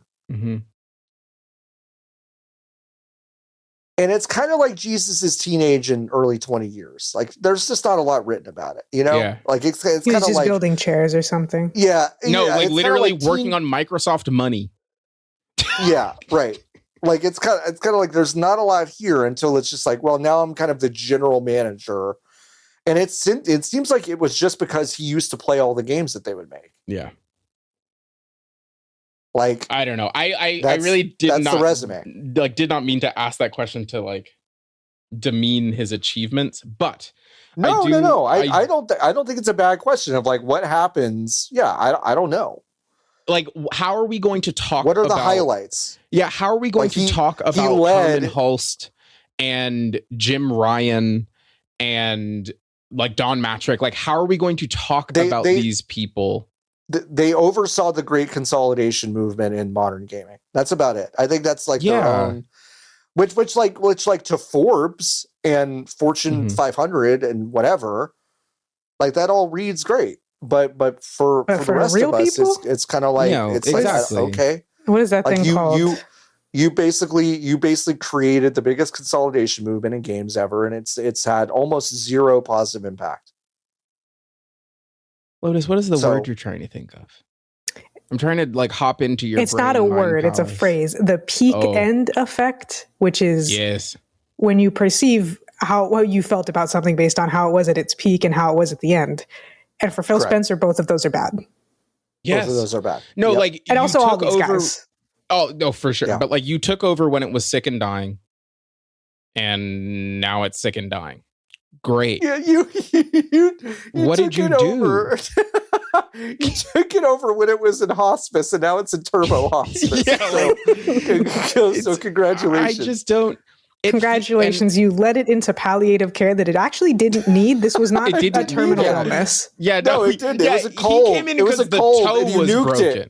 Yeah, you cut the foot, and then you were like, I gotta keep going up. I think gotta keep going. I don't know. Yeah, it's just it is. everybody alive at all times has felt this, but like it is an insane time to be alive, to watch history play out, because what the thing that we are watching is the death of this industry as we know it in a way that is like not simply like, oh, the industry is dying, haha, like things are changing. Like no. Like the ways that we are interacting with this medium are no longer the ways that we have interacted with this medium literally for the last 30 years. Right. Yeah. And actually nobody has any ideas on what it's supposed to look like next. No. I mean, they really don't. Like, and I think that's the. What do you mean? Asha Sharma said that we were reinventing play. Oh, we're reinventing play, y'all. Finally. She knows what's going on. I'm sure that's what they just said. Just like when they reinvented grocery shopping. And listen, it's better now. It's better now. I love having a private car for my rotten cabbage. I think it's cool. Did y'all see that? Did y'all see the I saw, I don't know if they're real or not, but I saw a TikTok, or I think it was on Instagram actually, of an Instacart shopper who picked up the 4 biggest carrots. We're talking like genuine dildo sized carrots, like really big, huge carrots. And said, all right, to the person who's going to get these, you're welcome. Here are the 4 carrots I'm getting you. And then the person who got them, opening and pulling them out of their bag, was like, what the fuck is this? And it's just like, that's my lasting image of Instacart. Yeah. It's just like, hey, guess what? Someone getting 4 carrots no one ever wanted. They still cost money. They still cost money. You're not doing me a favor. You're not doing me a favor at all. Yeah, no, what do you mean? The lady who did it, Instacart's going to save all of this. And like, it's just like you take 2 seconds, and most people are not doing this, right? But it's like the reason why you go into the grocery store now, and the grocery store, instead of having paper price tags, has a screen price tag, is so that they can obfuscate how much the item costs, because we got so trained on groceries. Yes, because we got so trained to order shit during the pandemic, and it obfuscated the price of goods and the price of objects, because we were suddenly ready to pay anything because we weren't spending money on anything other than the things that we needed to survive, quote unquote, that they could have charged anything. So now you go to the grocery store, and 15 minutes after I buy the bananas could be 25 cents more than they were when you 25 they're for you, they're 25 cents more than when you went to go buy the bananas. That is just that's the lineage of folks that we are talking about being in charge of the video game brand Xbox. So those are the ideas that you can strap in and get ready for and excited about. That's the caliber of business person. Your Xbox Game Pass Ultimate subscription might be $29 today. Could be $38 tomorrow. And it might go down to $22 for 3 days. It's past erosion. The cliff has fallen off. Like the cliff faces. Yeah. And we're doing the Wile E. Coyote thing where we're currently standing on nothing. There's been a lot. I don't want to wade into it because I haven't read all the fucking think pieces, but it's like a lot of discussion this week has been about how like people in leftist spaces have some sort of perception by some group, some class of people in the U.S. Leftists have a growing reputation of being kind of left behind by modern technology. And my response to that is like, give me a reason to be excited about any technology or any sort of advancement that's been made, because all of our leaders, and I lump games into tech, all of our leaders just seem to be interested in moving money around until they are just told to stop. Like there's nothing made, there's nothing interesting happening, there's nothing that's going to improve any sort of aspect of this. And it is exhausting. Which is why I do think, again, I think like indie PC game makers and Nintendo just kind of like are just left out of most of this conversation, because it's like the medium is still very healthy in a very real way. But the medium is fine. The industry is sick. But the business is fucking disgusting. I mean, the items and the art will continue to come out. Yeah. Maybe they won't look the same and they won't be by the same No. people, but also the people making them will still starve.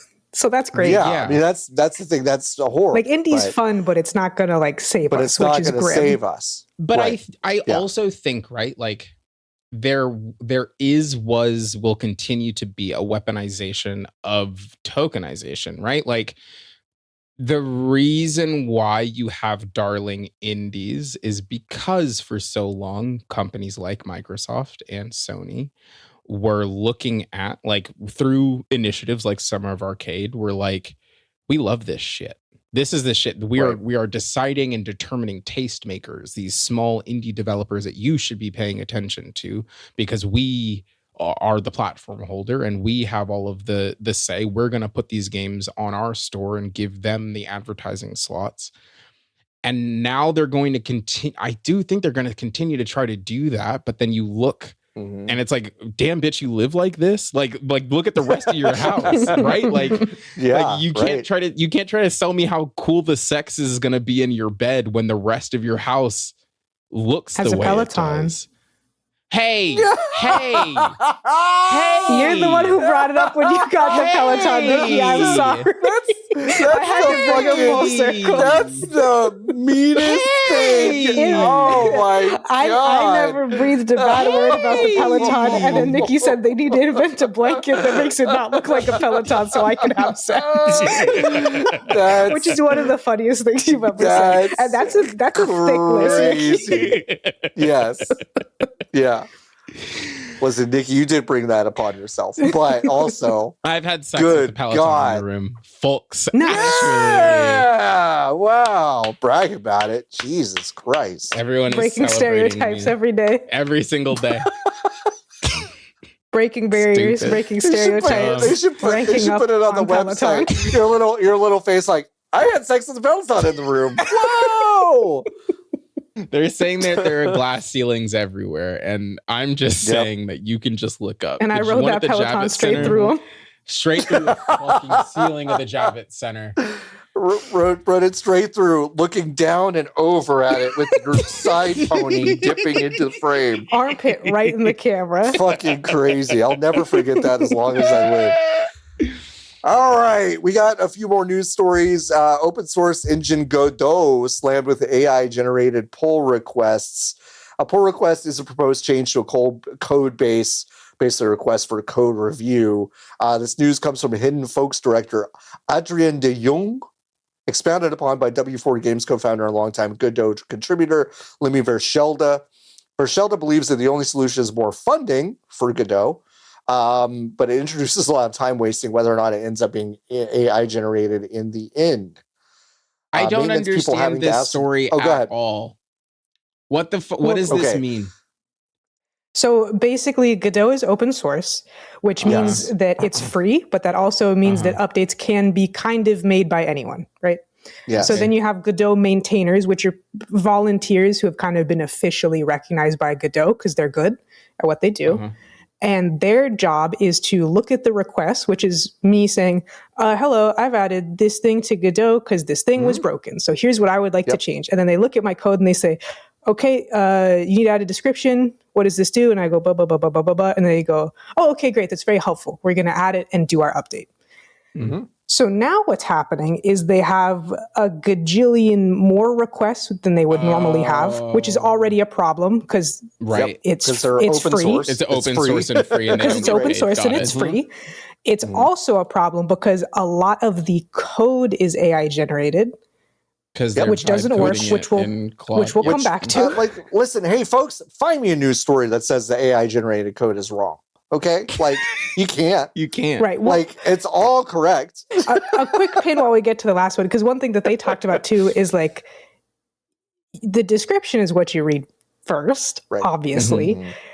And so there's some people who might use AI to write the description, and so they can tell, and they're like, "Well, fuck, is the code right? Is the code also right? This code's kind of bad. Was it made by an amateur? This code's kind of bad. Was it vibe coded? Was it generative AI generated, I should say?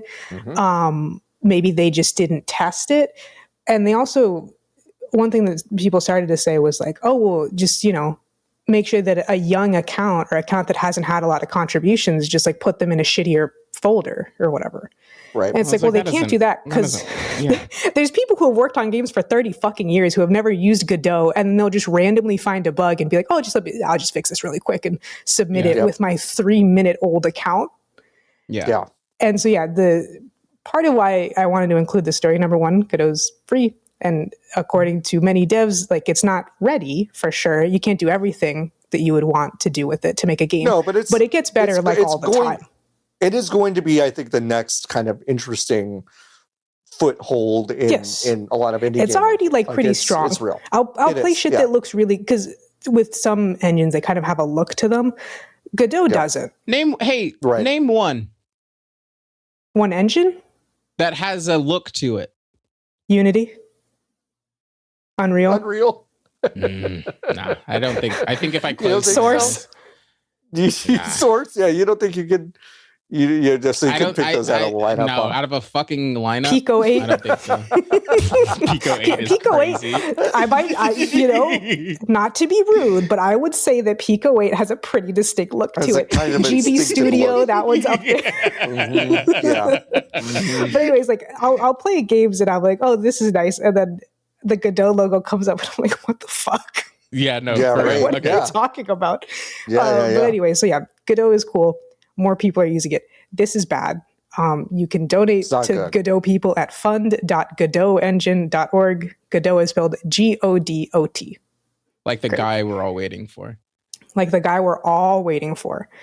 And part of why I wanted to put this out here is because people pretend like AI can do coding and it can't. And I just wanted to make that super clear. Because one thing that... Okay. Sorry. The fine folks over at Microsoft, most of Windows at this point, they're coding. They do disagree, AI. Lotus. And none of us have said any single bad thing about the ways that Windows is working right now, so I don't really understand. No, I wasn't trying to make this doc on Thursday when Microsoft Word stopped working and I couldn't make bulleted lists anymore. That didn't happen to anybody. No, but we always go on about AI generated art. No. AI voice acting, no. And for some reason, I mean, I kind of know the reason. There's a few different ones, but for some reason, a lot of people just kind of pretend like AI can do coding, and it fucking can't. There are code helpers, and this is another, earlier we talked about how, I forgot her name already. They kept calling her Asha, and I feel weird talking. I don't feel we're calling her by her first name. We're close. All three of us are really close. We're friends. We're so close. So Asha was talking about no AI slop. Asha Sharma. Sharma, thank you. No, yep. She's saying AI slop to mean generative AI that in the eyes of Microsoft is not good. When we say AI slop, we mean anything AI generated because it's all fucking trash. Yes. And I think that people have done that with coding too, and specifically with the phrase assistant, because there can be good large language model, machine learning based coding assistants that say hey, I know I'm a robot, but I basically know how code's supposed to look. It's been a really long time since you closed a bracket. Is that supposed to be like that? Is that supposed to be like that's that? Right. The true word that assistant is supposed to mean. When people say coding assistant, that's not what they mean anymore. They mean that it's supposed to do large portions of it for you, and they're really fucking bad at it. But this other thing that AI people love to do is to act like something's too complicated to understand. I don't understand coding or programming very well. I basically understand it. I could do some little things. I know how to draw a star in Python, so that's cool. I could play a puzzle game that's based off of programming. I could do pretty well, but I don't know how it works. But I know enough to know that this is bullshit, and don't let these fucking goofies fool you. It's bad. In professional settings, I won't say what parts of my professional life this was in, but in professional settings this week, I watched 3 people ask AI to take information that was available and written kind of by us and data that was collected and vetted by us. They ran it through an AI platform to make it more digestible for a presentation. And every single time, it changed the information that was in the original version. And it went can't help itself. It went can't help itself. unvetted. Yeah. They did not check the work after it happened. And so 3 times something presented to someone else was wrong because it simply changed values that should not have changed. It Now can't. you tell me Yeah. if you want that kind of thing producing the code that is going to be the foundation of your game engine. Or not even your game engine, your recipe website, fucking anything. Or like your bank. Right? Your Like bank. not even stuff that you are. It cannot count to 100. There is an account on it can't. on TikTok I've / seen it. It can barely Instagram count Reels. to 3. No, where the guy every single day, this is all the account is. And I want to crack this nut so bad because I think this is such a delightful idea where you just do the same thing every day. Where Every it's day. like every day he asks Chad to count to 100 for him. And it Can't do it. cannot do it. And that's not even like it's not, computers have been able to count to 100 since computers. Like actually since computers. Computers have been able to count to Computers. 100 since they were called the abacus. Yes.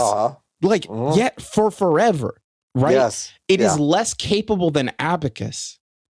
Mm-hmm. And we are saying it's actually fine. When I log into the Bank of America app, they say, hey, do you want to interact with Erica? Who is our large language model AI powered chat bot that will access your files and your bank account information to give you insights about your money and what you should do with it and how? No, I don't. You're a dumb pipe that moves my money from one place to another. I want to ask Erica so bad how much money she thinks I have in my account. I'll ask her right now. Hey, Erica, how much money do you think I've got in my account? I'm going to ask her right now. And then double it and then give it to me. And then she would see what she does. This is bad. The pull request thing, it just generates not only bad work, but also too many requests for Can you please a product deposit this type. $50? If you're going to try to help Godot, don't fucking do that. No. Because that's the thing is like, it's an open source engine. There's no clout. You can't make money off of a fucking update. No, you can't. So I have to believe that a large portion of these people want to be helpful, at least in some way. Just don't fucking do that. It's fine. No, it would actually be more beneficial. It would be you. much more helpful if you shut the fuck up. Or learn. For sure. Shut the fuck up. Or just learn how to do the thing. You can talk after you learn. Okay. Yes. Great. That's fine. Deal. It's actually beneficial. I asked Erica to deposit $50 from an account into mine, and she said, it looks like you don't have that type of account. We'll just say, yeah, I do. I do.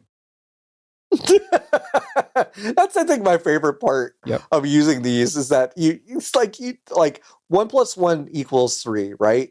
Yeah, that's right. No, it's not. You're so right. That's not what it is. 1 + 1 = 3. Oh my God, you idiot. Anyway, Call of Duty Black Ops 7 had an ad in the UK banned for, quote, trivializing sexual violence. I'm going to read what this is, and it is. Yeah, it's I watched the commercial a few times, and I wrote a quick little description. I also had to look up who these people were, because I said these are obviously celebrities, but do you know how I am with celebrities?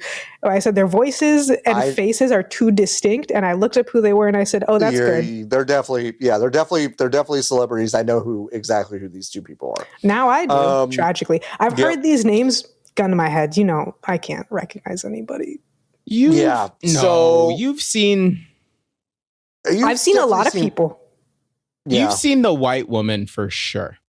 I'm sure I have. Yeah. But like I said, gun to my head. Nah, listen. Yeah. So content warning. It's a little. I know. I get it. I really do. I do get it.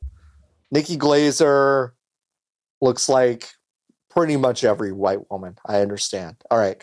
The advert: 2 airport security officers are too busy playing Call of Duty. So 2 replacers, played by Peter Stormare, a famous character actor who played Satan in Constantine. He was also in Fargo. And Nikki Glazer, who did the now infamous, famous-ish Tom Brady roast, if you know her. She also hosted SNL. Dan Reichert's buddy. They're sent in after a man expresses confusion at Glazer attempting to steal his watch. Stormare says he has been, quote, been randomly selected to be manhandled.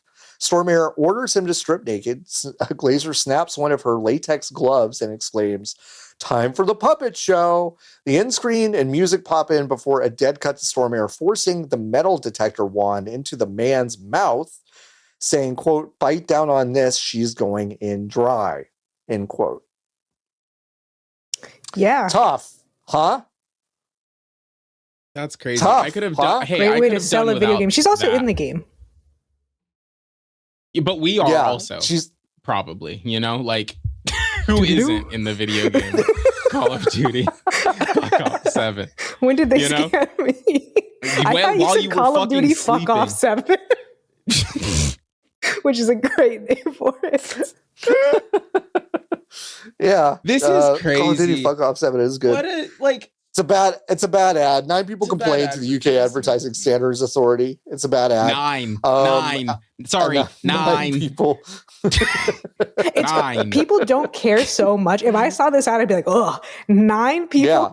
Yeah, 9 people called and said, "What the That's fuck did I gross. just watch?"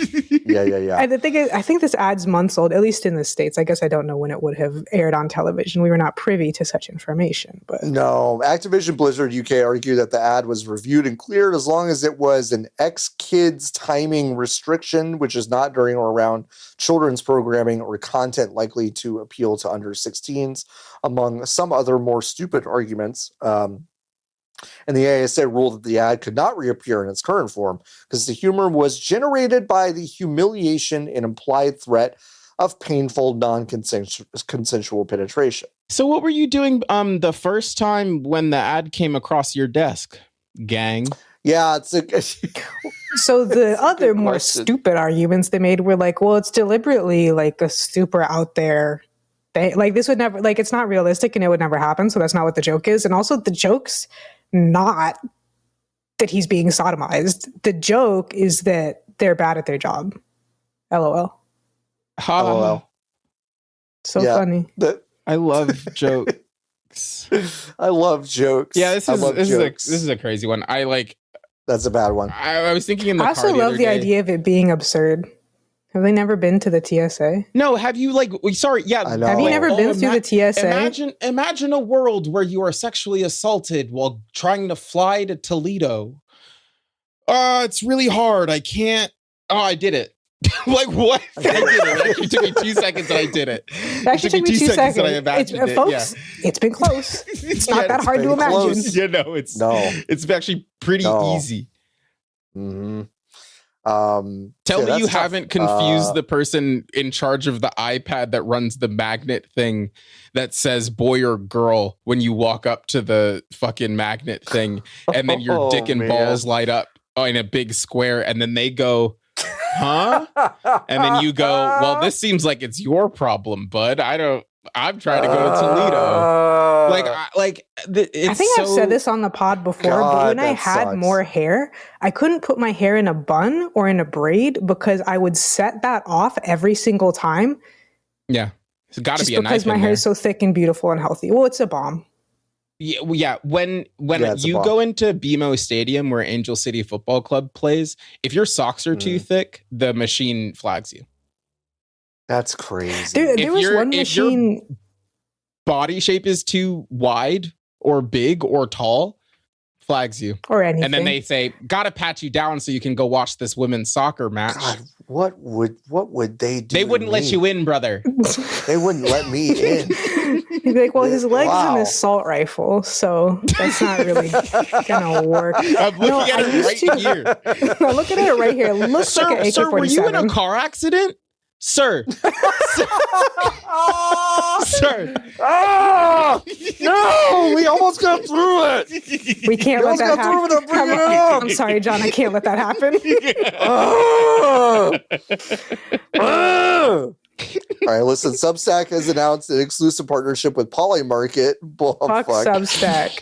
Man, like, Why man. the fuck is anyone using Substack? I mean, you know what I hate the most? I hate when people try to fucking trick me and they're not no goddamn blog.substack.com. They have a vanity URL, so I click on it. And then do you know what happens when I click on it? I start to read what's occurring, and then 0.2 seconds later, my entire fucking screen is obfuscated by something telling me to sign up, where I could say, no thanks.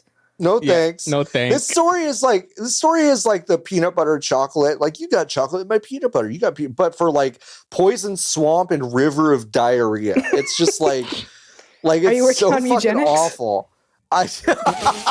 Yeah. The DLC? Yeah, Edmund asked me to come in and give just like kind of like 1,000 flavor text kind of things, that's like good. new enemies. That's great. Like, hi, I'm a diarrhea guy. And he said, diarrhea Cool. guy? He didn't even ask me to explain. He just said it's in the game. And I said, great. I It get was anyways. the Gremlins 2 Key and Peele skin. It was. Holy Diarrhea fuck. guy. I fucking love that. He's just a diarrhea guy. Jordan- Diarrhea's everywhere. It's in the Jordan- game. Cut this out. We're creating a new sketch comedy series where we just do that sketch over and over again. Listen, all right.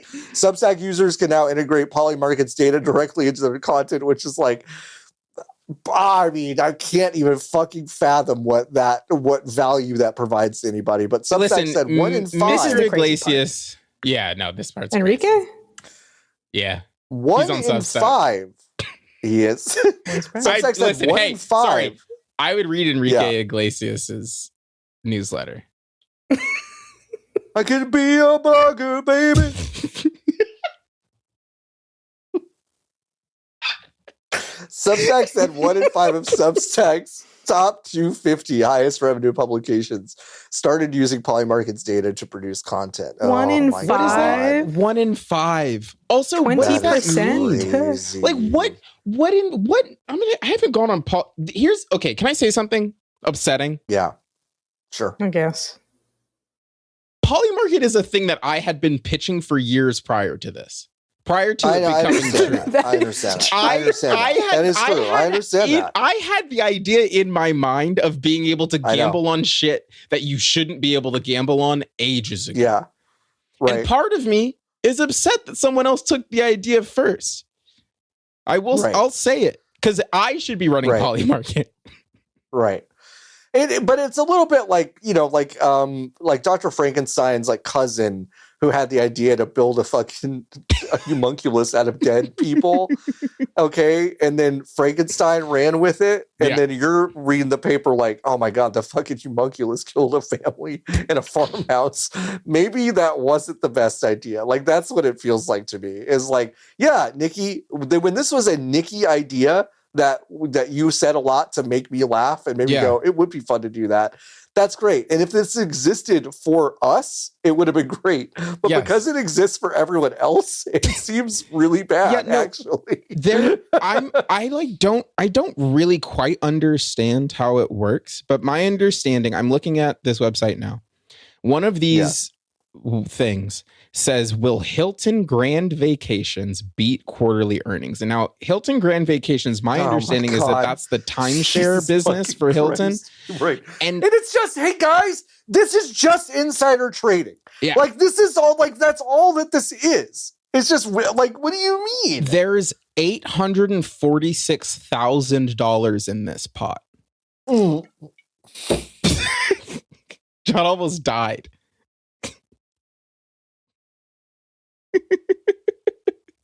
John was That's fucking There's crazy. $846,000 in this pot on will Hilton Grand Vacations beat quarterly earnings.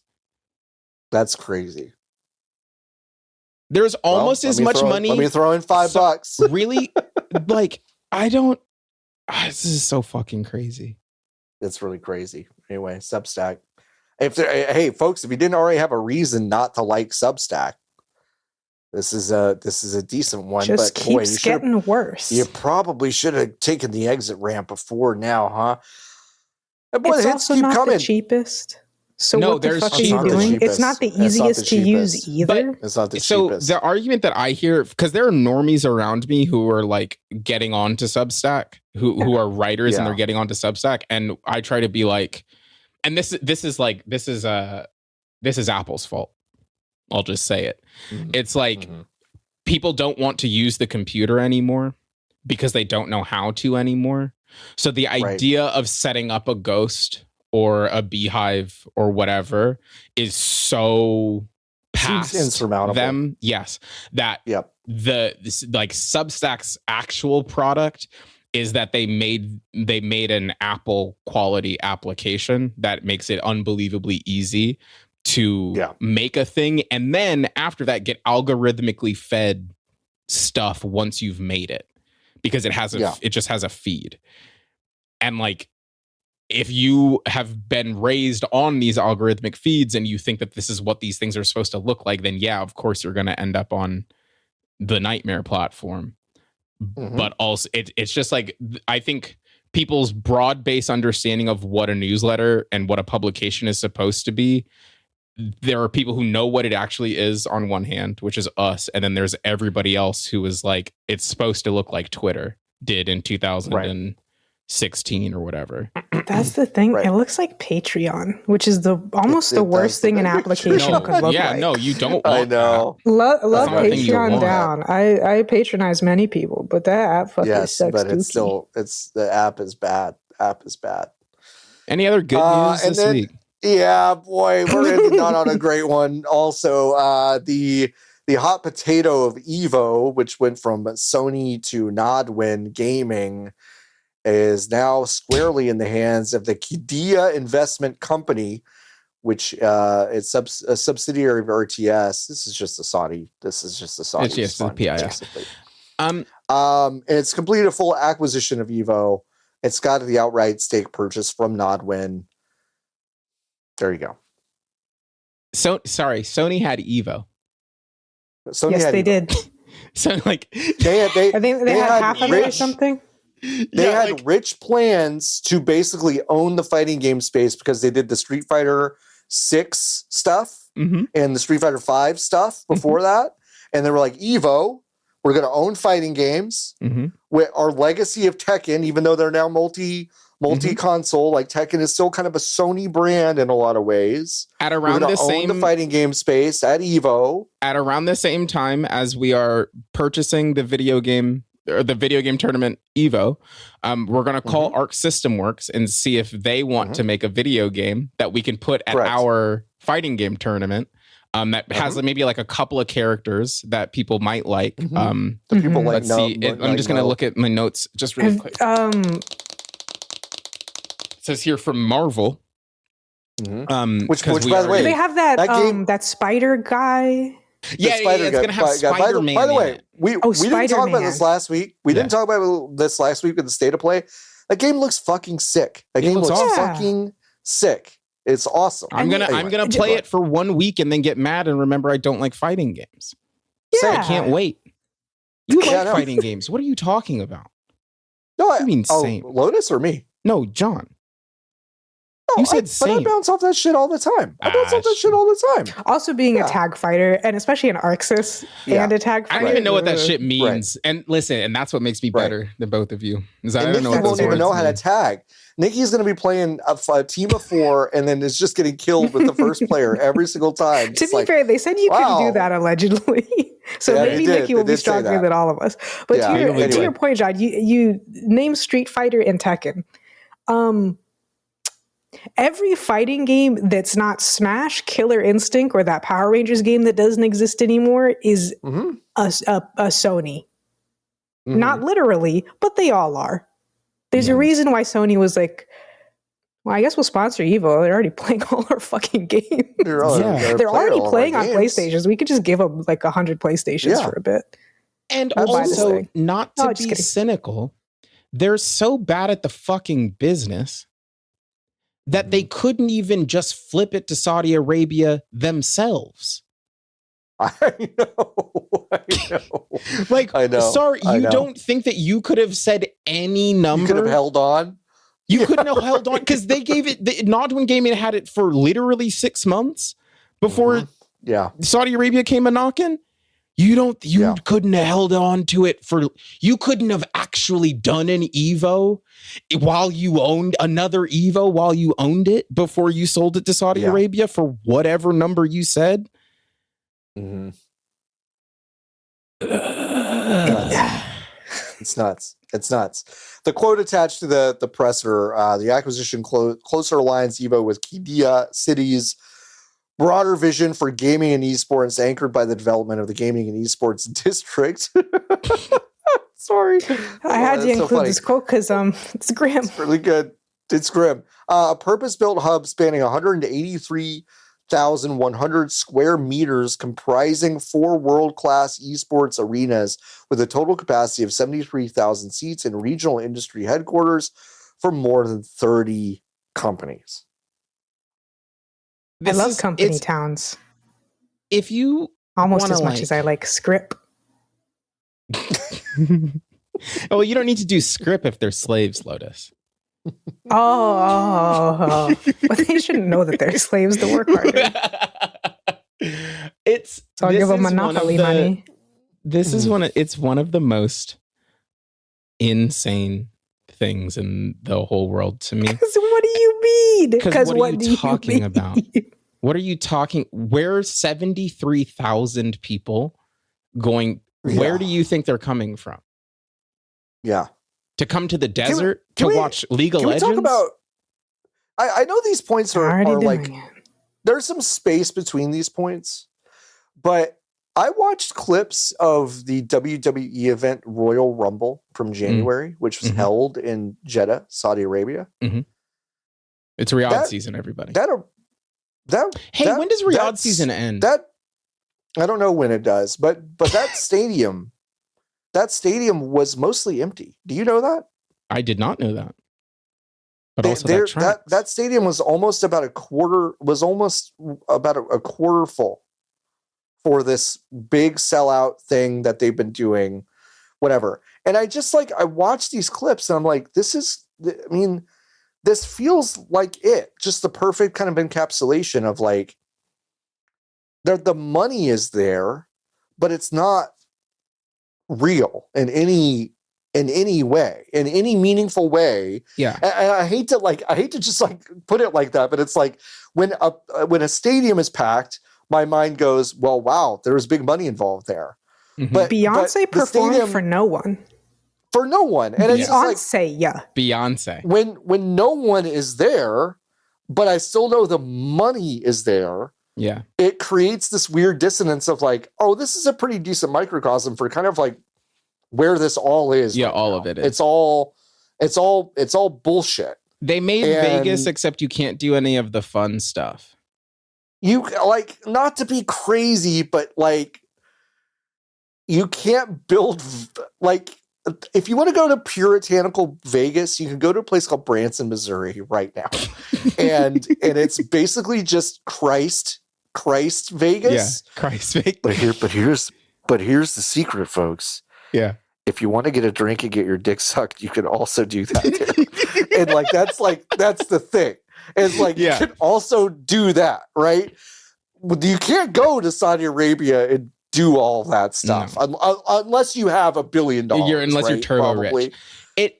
So there are commercials, right? I watch F1 testing was this week. Yeah. Are you coming to Arlington for that? That's the IndyCar, but that's in March. Probably not because it's what? 6 weeks. Is it just IndyCar? Yeah, it's just IndyCar. That was an F1 thing. No, you don't. I'm an idiot. No, you're not getting that. You got to go to Austin for that, and by Austin I mean that's outside of Austin. No, it's not really Austin. It's just one of those things where it's or you even watch the NBA. You're watching commercials for Emirates, the airline. Yeah. Mm-hmm. What am I? A consumer and liker of the National Basketball Association. What do you have for me out there that I can't do cooler or better here? And you know what? Here fucking blows. Here sucks so much. It fucking blows here. John can't even go see soccer, as we established. Exactly. No, And it's I still can't better. even go. And it's still, but at least I'm gonna get chopped up at the fucking airport. You know what I mean? Like, come on. All right, sorry. no, that's it. It's just I just don't understand what the thing that they are trying to sell the world on is, because it already, if you are a regular person and you're watching Formula One, right, which is many people, and you see these unbelievably opulent, beautiful venues that are attached to nothing other than sand on all sides, and have people who look like they have sneezed on more money than you'll ever see in your lifetime. What's the appeal? What's the appeal? Right. And now what do they think that they are going to get out of owning Evo? Like, do they not understand that this kills the thing they bought? They bought it and now it's dead now. And now it's probably dead. They don't know that. They said, Japan did like 4 genocides, and then they made a bunch of anime and everyone liked them. It was like a government plan. So, I mean, we should be fine. Forgetting we'll just do that. One of the largest economic factors behind that is that the United States said, wow, we could really use basically owning Japan. So China, Korea, if you want to rebuild the countries that they just destroyed, you're not going to talk about this anymore. And they said, okay. Okay. That's great. May I have some flour? But that's not the dynamic. But like they don't have that dynamic. They don't have the dynamic of everything in the world being destroyed first and being the only power left. No. And also, they don't have the you artistic can do all base this stuff because no one there does anything. Excuse me. Exactly. There's rich. It's just Oil Town. Like, you don't have any of the stuff that you need to like create a cool. They're gonna get me. Nick, you've been on the list since you called it the PIF like 3 months ago. It's fine. I'm done. I'm over it. Catch me at the Saudi Arabian Grand Prix in a couple of months. Catch me at the WWE Hall of Fame or whatever. If you see a fucking guy with a barcode on the back of his head, you need to really start moving. I'm gone. Hustle. I just try to leave. I get stuck in the sand immediately. I'm just like, Jesus fucking, ooh, goddamn. Well, that ends the news part of this. Only took 2 hours and 36 minutes. Yeah, that's it. We got 2 games to talk about. I'll be quick with mine. You couldn't have picked a funnier week. I know. And we told you not to. I know. But it's funny that you did. We told you not to so explicitly. I dipped into Overwatch this week. I played a few matches. I played some role queue. I played some open queue. I played with Master Chief. There's a guy in there that's just Master Chief now.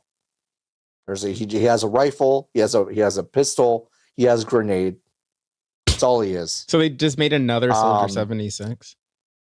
No, but Soldier 76, he's got like a grenade launcher and a run and an automatic rifle. This guy's got a burst rifle. Isn't it so crazy? And a gun that heals you, and then a grenade. And it can turn, and Nikki, the best part is that it's a bouncy grenade, like it's a frag, but when you get your little level up tier and you can choose what little skill to develop, well, you can turn it into a sticky. So it's just Halo. And do you just a quick question, is it still Overwatch? Yeah, it's still Overwatch. It's the same game.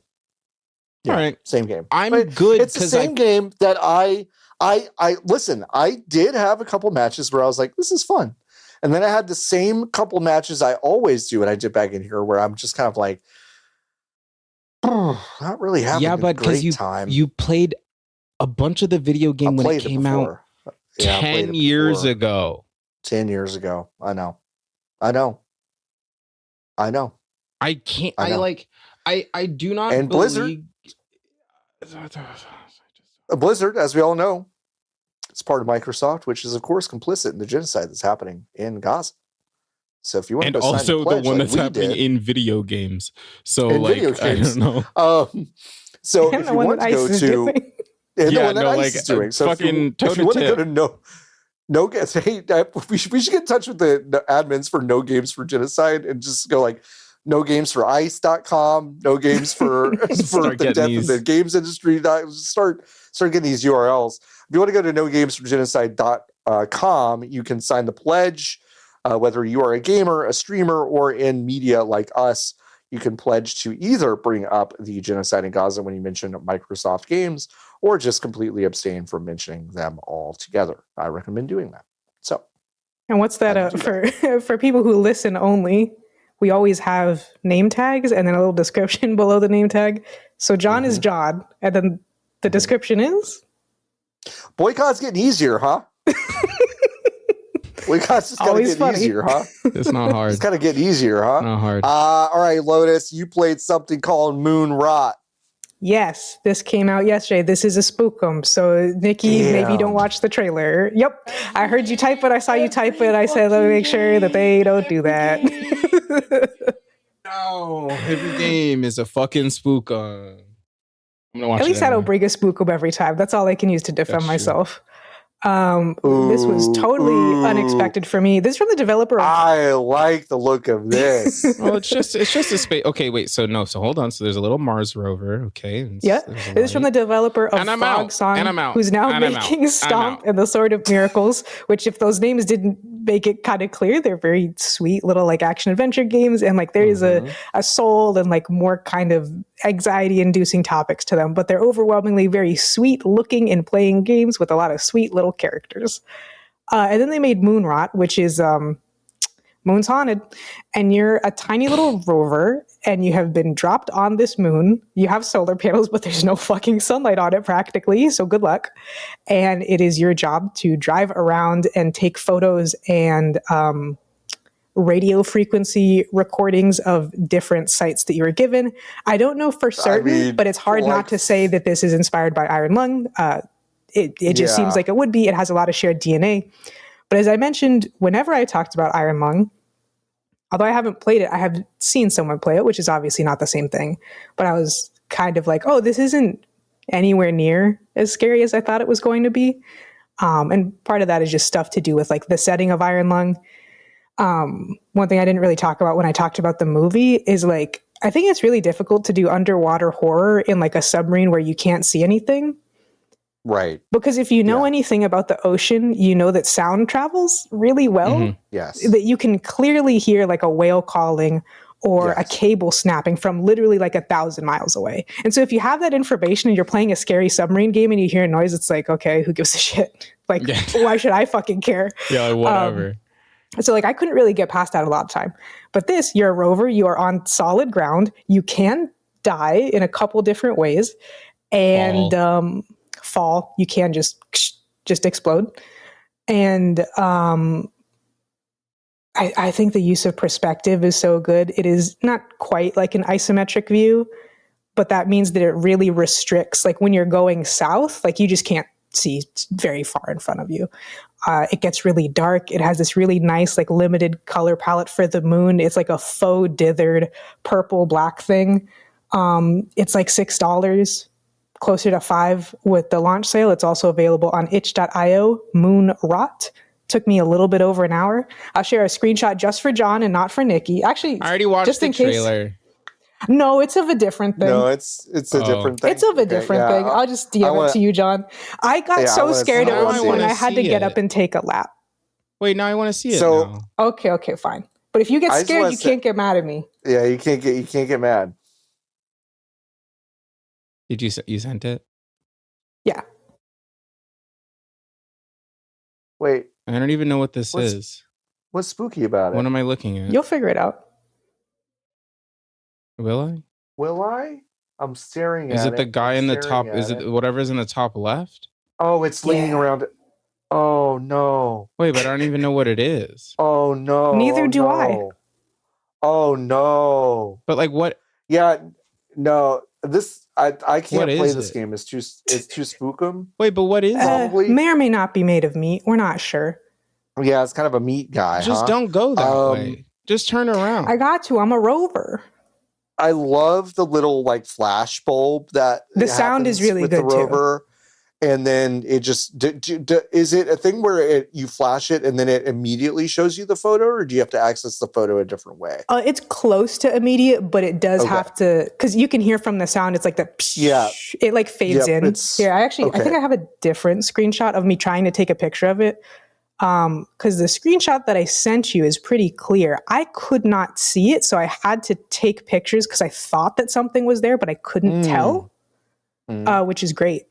But yeah, when this happened, because this was like, I don't even know how long in, atmosphere so thick I would piss myself if a mouse farted in my direction. Oh, absolutely. 100%. I did have to stand up and take a lap, and I loved every second of it. The rover does feel kind of nice and janky and crunchy and weird. It annoyed me at a couple points. There's a couple points where it caused me to die. That kind of pissed me off, but I was like, but I don't want it to be less janky. So there's that. Yeah, right. I mean, it's really short and sweet, just really, really simple and just really well executed. And I really, really enjoyed it. I could have used a little more, like more places to just like, there are some points of interest that you're not necessarily supposed to take pictures of. That are not like a thing that you were told to get. And I'm like, I kind of wish that like taking a picture did something, or like that the radio signals would have like a secret message or something fun and extra to do there. Cause I was going around quite a bit.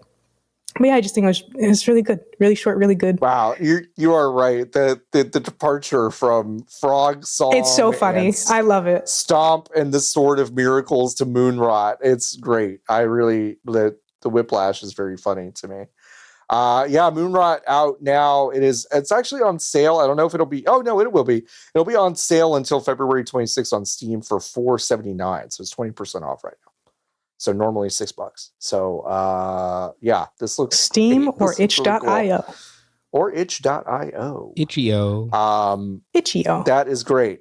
Hey folks, we made it to the fucking Hive questions. If you want to ask us a Hive question, you can go to vgbs.com/join the Hive. If you join the Hive, you can go to discord.gg/vgbs. You can join our Discord. It is free, but there's a Hive section that you get access to if you join the Hive, and you can ask us a question. Like I said, vgbs.com/join.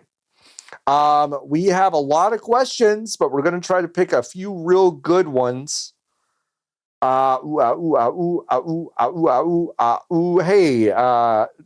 Bone Chug Actual asks, does Sonic the Hedgehog party?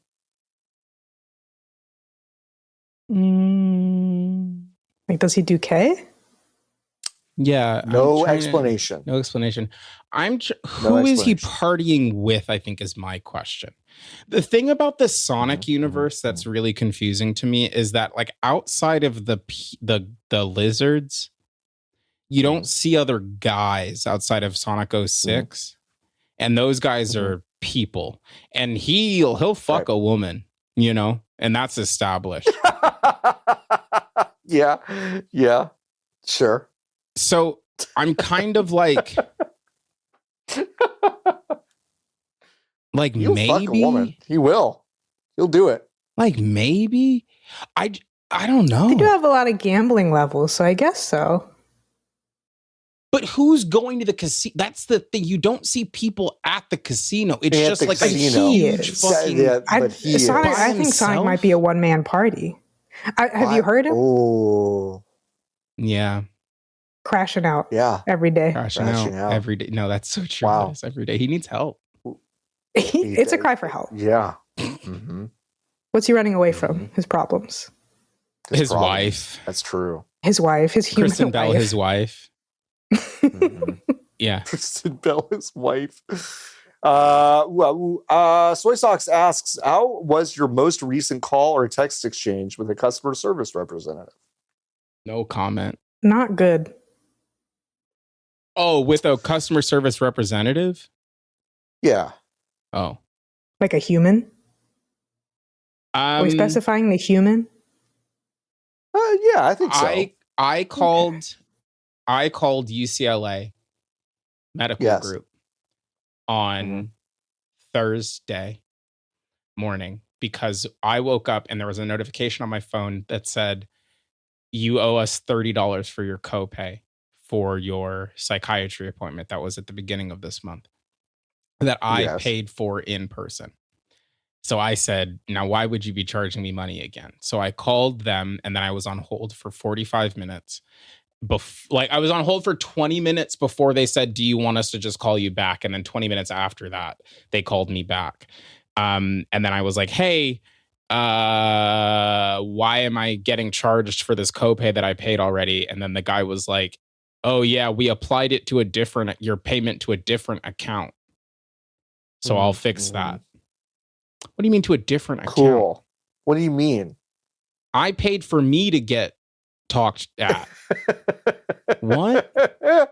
Yeah, that's crazy. And it was good because he fixed it, but I shouldn't have had to call in the first place. You shouldn't have had to call. Yeah, I had a fascinating encounter where someone from the apartment complex that me and one of my roommates used to live in emailed and texted both of us at the same time and said, hey, we noticed that you haven't cashed the check of the return of your deposit. Okay. So what's your new address? Because we need to send you another one, and all this legal jargon of like, if you don't get it, then it'll be sent to the state or whatever. And I said, wow, thank you so much. So I did call you guys several times about this over the past couple of years and never received a response, not only from that, but also from an additional charge of total about $700, $500 that we were overcharged for our last month of rent, and an extra $215 mystery charge that was never explained. And do you want to know what the response was?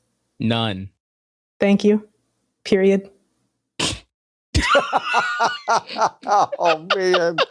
Oh. So at least I'll get my deposit, but the other $700, I'm so pissed that I might have to take it to small claims court. No, I was going to say, go to small claims court. 700's enough where I said, I have it on record that I've called you twice. I've told you that I called you twice. I've emailed you multiple times. Thank you. And you did acknowledge. Oh, that's easy. What I said. Easy. Yeah, exactly. I would love to go to small claims court right now. That would actually bring me nothing but joy. If I could sue someone little, that would make me so happy. Sue someone right little now, you should please let me live vicariously through you. Take them. Okay, I'll FaceTime you the whole time. I'm sure they won't get mad about that. I'm sure they'll it doesn't invalidate anything. Hi, Judge. Hey, Judge. Hey, Judge. Oh my God, I'm so sorry. Hi, Your Honor. Thanks for letting me in your courtroom today. Your room's looking great today, bud. Your room's looking great. That gavel sounds awfully loud. Those? Come on. Bone Chug Actual also asks, what's your local regional sports media landscape like? I live Mine in Los is Angeles. terrible. So yours is good. Yeah. Yours is pretty good. It's like unbelievably healthy.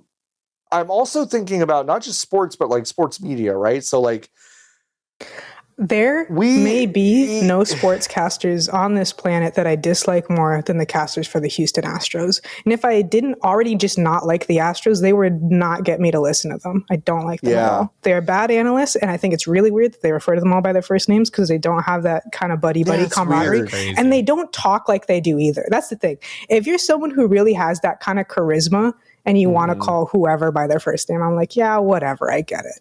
Right. They don't. It's bad.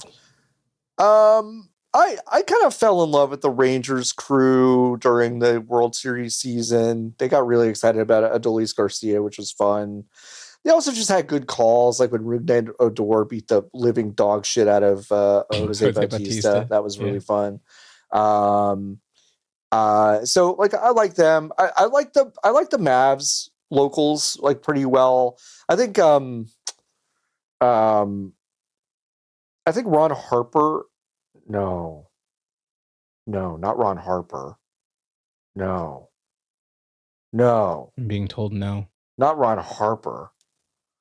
Mavs analyst. It's not Rob. No. Sorry. Who is it? Rob. God, I Ron? can't. Sorry, I'm going to keep saying it. I'm going to keep saying it. Rob Harper. Ron Harper? No, that's not. No, it's not Ron Harper.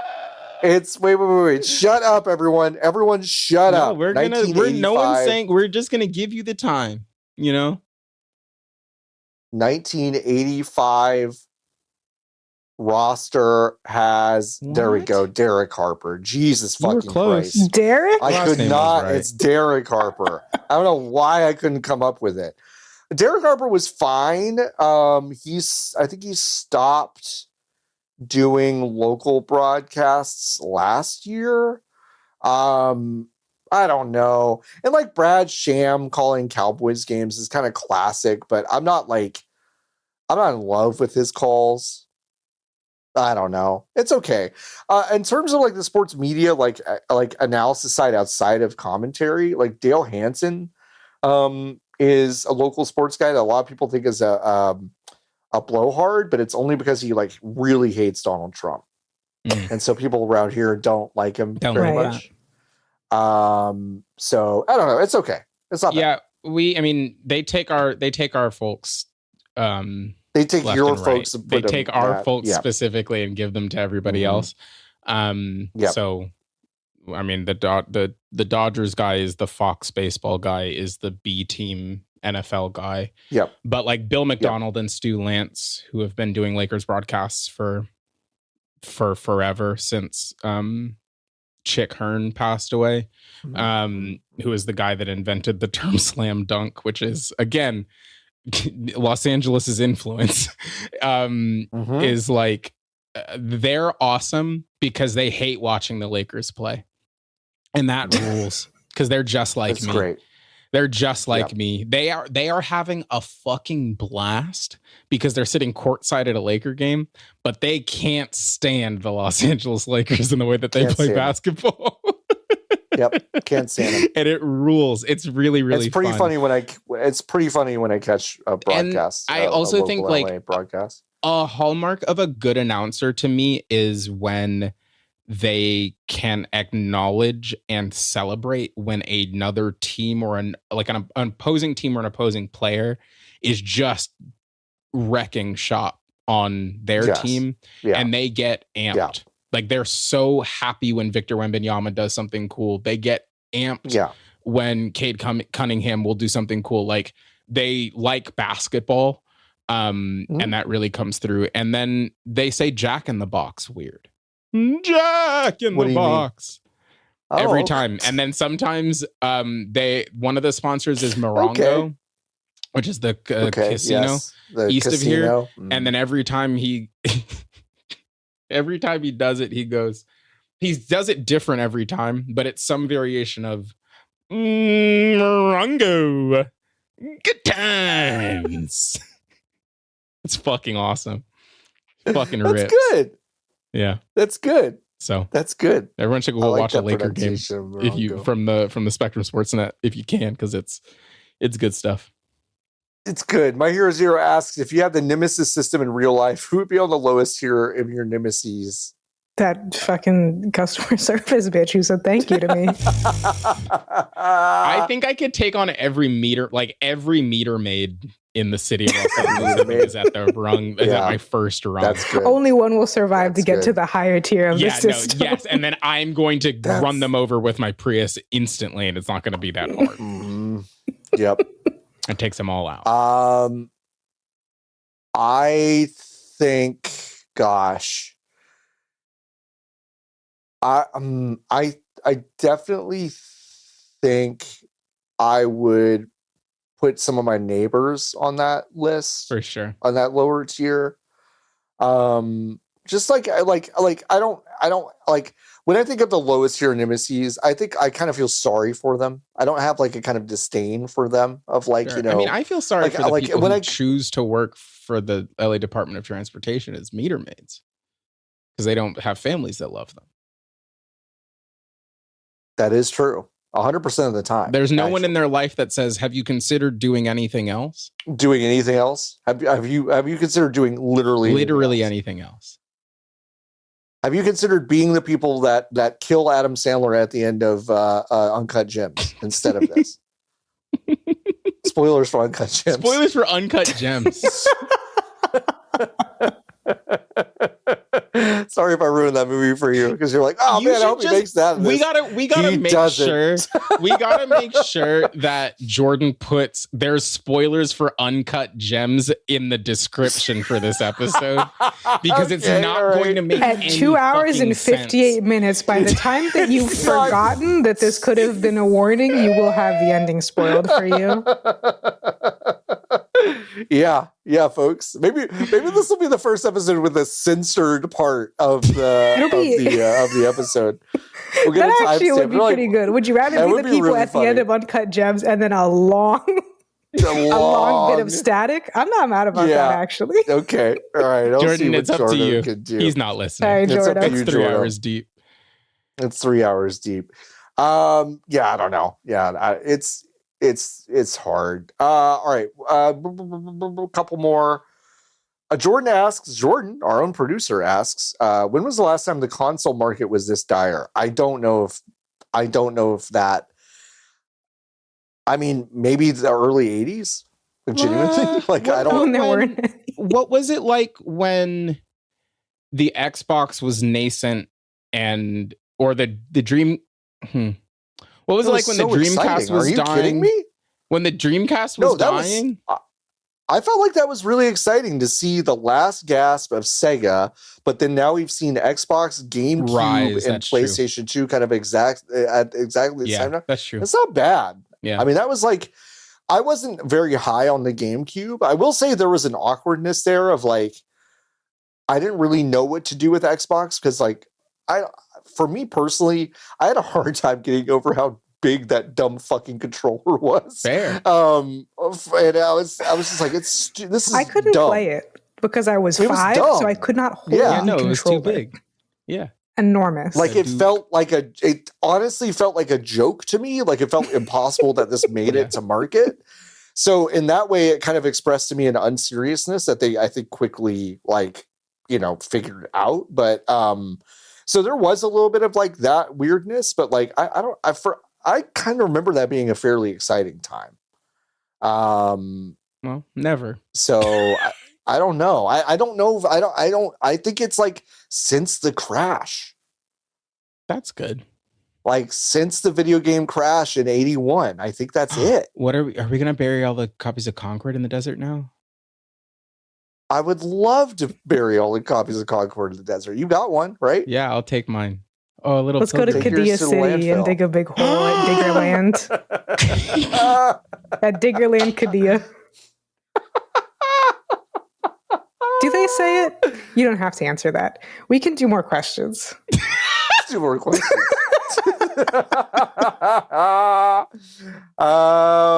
What's your favorite kind of frog? Asks Adam Juice. They're all the huge same question. I don't care. What? They're all the same. You don't care me. about frogs? No, they're all the fucking same to me. Like I think they're cool. A glass frog is up there. Those are pretty frog? Cool. Oh, what are the Kermit frogs called? Kermit? No, so there's a frog that has kind of like plus sign shaped pupils. So they called it like something Kermiti. Frog that looks like the one. I like the red-eyed tree frog, which is the one that's on every world book. When you close your eyes and you think about a zoo books or a world book, that's the one. That's the only good one, and the rest of them, they're all frogs to me. This is a quote from a scientist, I suppose. Oh no, United Press International remarked, Batrachium dianae has the kind-hearted Muppet's sad but lovable eyes and lanky limbs. So Diane's bare-hearted glass frog or Kermit frog from Costa Rica. Diane's glass frog. Bare-hearted glass frog. You can see all their organs in them if you look at them from under. Ooh, that's wild. I kind of have an ironic answer, and it's like two answers. Like, I am very enthralled by the African bullfrog. In fact, I have one tattooed on me. But I think if I encountered an African bullfrog in real life, I'd be really upset by it. Actually, And the flip side is I want to cuddle with a poison dart frog so bad, but it would kill me. So like I want to eat one like a gusher. Like a gusher, right? It's like, like not in a hateful way, but Terrible. I just am like, nom, nom, nom, nom, nom. But I like those poison dart frogs are so cool. I love those. A horned toad is, I believe, actually a lizard. Yes. But I used to think those were frogs, and I thought those were cool, but those don't count. So anyway, that's my answer. Oh wow, yeah, you can't see his organs, huh? That's crazy. Mm-hmm. They're just in there. They're just in there, huh? That's crazy. I saw a frosted keychain in one of those, and I was like, we've been using frosted acrylic incorrectly this whole time because this is the only way to use it. That's wild. We got a double whammy. We'll just ask both these at once. Imran Khan, friend of the show, asking, what's up with the Travel Channel and ghost shows? And in the same breath, Blackjack Attack asking, have you or would you ever go on a ghost hunt? No, I'm too superstitious. No, I'm good. That's not my biz. That's not my... I'd go on a tour during the day, but not a hunt. No, I don't even... You wouldn't go on... Would you go on a tour at night? No. Outside, Nikki, you would not go outside on a ghost tour at night. I don't need I'd go on a tour, but I don't want no EMFs. I don't want to hold no dowsing rods. No. I want to be left alone. Sure. You're in the French Quarter, and some guy is... You got a hurricane in your hand, and some guy is basically telling you all about the ghosts. Yeah, sure. Oh, okay. Yeah, I'm doing it. Okay. Because a ghost tour with a drink in your hand in New Orleans is pretty fun. That's fine. But I'm not also like to be scared. Yeah, no, I'm not trying to find the guys. I'll listen to a person say 8 horses fell over here and now their spirits haunt this lamppost. And Nikki, that's exactly the kind of thing you get. It's never anything like, this man strangled his slave to death in this house. It's never stuff like that. That's what you think. Because when I was in the 6th grade, we took a field trip to San Antonio, Texas, and we stayed in the Menger Hotel, where allegedly a man murdered and dismembered his wife in the bathtub and then threw her body into the San Antonio River. That was fun. That's so cool. No, what a cool actually, place to take I a was kid. making comedy. I was making a comedy joke because every single one of those stories is basically like, yeah, the shopkeep owner was just like harangued constantly for being a Japanese American, so he killed himself. Anyway, his ghost is still here. And it's like, wowie, wowie, wowie, wowie, wow, wow, wow, wowie. The only place, I mean, other than the haunted apartment that I lived in Providence, because it was a factory in the past, and there were definitely kids that worked in the factory because it was New England. Yeah. In the past. Yes. But I went to what was like somewhere in Massachusetts when I was in college. That was it was one of the first and most like popular military hospitals during the Revolutionary War. Oh. So a lot of people died in that place. And that was that's the first and only time I've ever, well, not the first and only time, but like it was the first time I was like, we shouldn't be in here. You shouldn't be in here, huh? This shouldn't be a place where people can just like hang out and sleep. Like this is too loaded. I think to answer your question, Imran, is like they do ghost hunts on Travel Channel because they felt like it's adjacent enough, but it's also probably their cash cow. It's like something that people binge watch the most. I do. Yeah, I mean, I don't think I would ever go on a ghost hunt, but it'd be fun to be in the control room and periodically go, "Did you hear that?" And then just you want to play Lethal Company with us? Yeah, that's possible. We could just make that happen. We could do that. We could do that. We could do that. All right, 2 more questions. Gamblers asking, when will esports be added to the Olympics? They tried to do this. But thankfully, the kind people in Saudi Arabia have decided to instead make the Esports World Cup. So that's basically that. There's also the Asia Games, which obviously it's just Asia, but also extreme quotation marks, just Asia, because it's pretty fucking big and they be playing a lot of games at a high level over there. So if you wanted to watch the Esports Olympics, you could probably just watch the Asia Games. Yep. Yeah. I don't know if it'll ever kind of get there. I actually feel like Well, it can't. it can't. You know, Because there's never one game. Would the entire Olympic committee just be like, yeah, so nobody likes Tekken 8 and they keep changing it every 3 seconds, and Tekken 7, that means it's now officially stable and we can just play it the way it is over and over again. But Bandai Namco doesn't want us to do that, so we're all going to just switch. Do that. Mm-hmm. Like, Also, no, that just is not like, I don't mean this to be mean, but it just isn't how the Olympics works. Like, the whole point of it is that it's not a copywritten IP, right? Like, there's no intellectual properties at the Olympics other than the Olympics.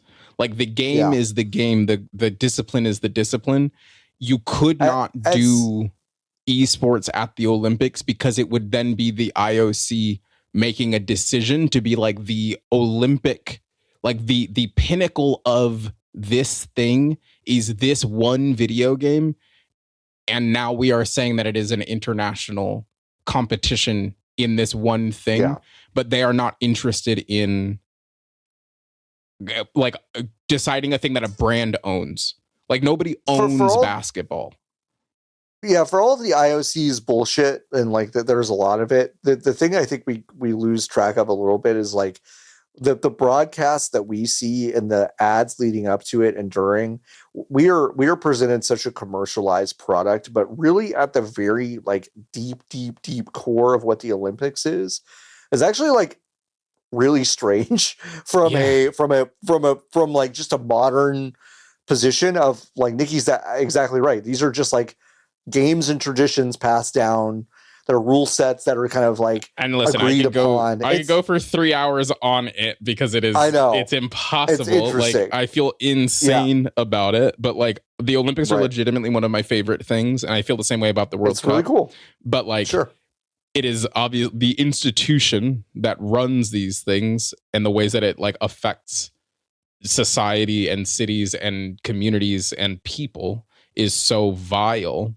But is bad. Like, the idea that every 4 years the whole world gets together and agrees that like we're gonna figure out who's the best person at running on ice. Yep, that's sick. That's like, I just think that's cool. Like, I just don't. It's pretty cool. I just think that's a really cool thing. We're gonna see who the best person at flipping on a snowboard is. Yeah, that's awesome. Yeah, we built a big hill in the Alps, in the Italian Alps. We're gonna see how fast these fuckers can spin. Yeah, like, I think that's cool. But then we're gonna airlift this one lady out of the mountains twice, a few times, and we're gonna do 4 operations on her leg before we ship her back and do a 5th. That fucking post is like, I saw the X-ray of her leg and it looked like this, and it's a bunch of wooden chairs piled up. Fucking I know, like she posted like, I thought my leg situation was crazy from the car accident I had last year. Mm-hmm. I just heard. I'm really sorry. I'm really sorry about it, but she posted the X-ray of like the hardware inside of her. It looks like a scaffold from an ECW pay-per-view in 1996. I'm looking. I hadn't seen it. This is crazy. It not is to be crazy. Really nuts. For what? I know what? I know. I had the audacity to look at I had the audacity to look at my surgeon on my situation and ask, what do you think about amputation? Do you think that's like more reasonable? Lindsey Vaughn's not even asking that question. She's going to be on. She's going to be on skis in 18 months, right? We're going to get another news beat about this woman getting on skis again, and it's like the first time she's on skis. At that point, she's going to be to go on the slope, going like, "What are you going to do? Break this? Look at it." How much metal needs to be in your legs? Like a Family Guy character. How much metal She's gonna needs look to be like in your legs? C-3PO at the end of Empire Strikes Back when he's on the conveyor belt. And Chewbacca's like, ah. I just have to carry him around on his back. They're going to get a younger skier to carry her around when she's all jumbled up. Oh my God, Lindsay, you How don't have much to metal- do this anymore, Lindsay. How much metal needs to be in your legs before you can just be like, I'm in the Paralympics now? Maybe that's what she's trying to That's a figure out. great question. Maybe that's what she's trying to figure out. She's trying to make a career change. Oh my God. Like, just fucking imagine. She's like, yeah, this is what I'm doing. Everyone on Earth They've is had it worried too about good for too long. Everyone on Earth is worried about trans athletes. No. We're all about trans-able. We're all getting our legs turned around so we can get the hardware in to compete against the Paralympians. That's what we're trying to do. Christ alive. We have to get out of here. We gotta go. We do have one review, and boy, it is a very, very funny and fitting review that was given to us 4 days ago. No, it's my nickname was nicked 4 days ago. 5 stars. The title says "Cheerful Celebration of Self-Destruction," and it says, That's really good. Great documentary series about the end of the games industry. Well, thank you so much.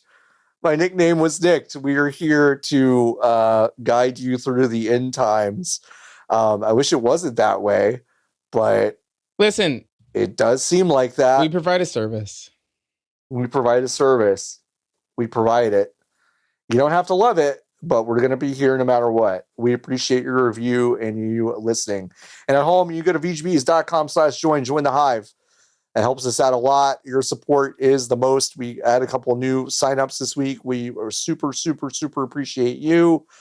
Do a couple of things for me. You should go over to dialedindie.net. That's me. Lotus's little indie site, which I have clicked around a lot and read those things, and it's a great site. I think you should check it out. Thank you. You should go to vgbs.com. By the time you are listening to this episode, there will be a review of Guy Fieri's mac and cheese frozen meal on vgbs.com. Oh, yeah. So I don't know why I wrote that, but I did. It'll be fun to post. So there you go. Nikki, do you have anything to plug? I don't think so. No. If you're not watching the YouTube version, Nikki's wearing a great sweater. Looks like a cool tiger. Oh, I'm trying to figure out. Go watch if you didn't watch Alyssa's, Alyssa. Yeah, if you didn't watch her gold medal winning, spoilers.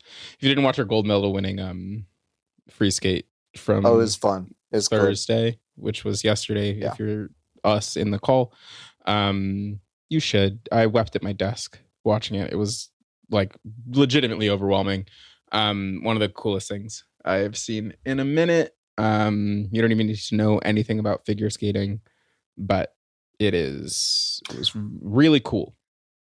Here's one extra piece that if you don't know much about sports or whatever, what she did while also looking like she had a great time doing it, is crazy. Like a lot of athletes have to lock in a way that is like they're super intense, and the joy on her face is actually really cool. No, so she was so happy.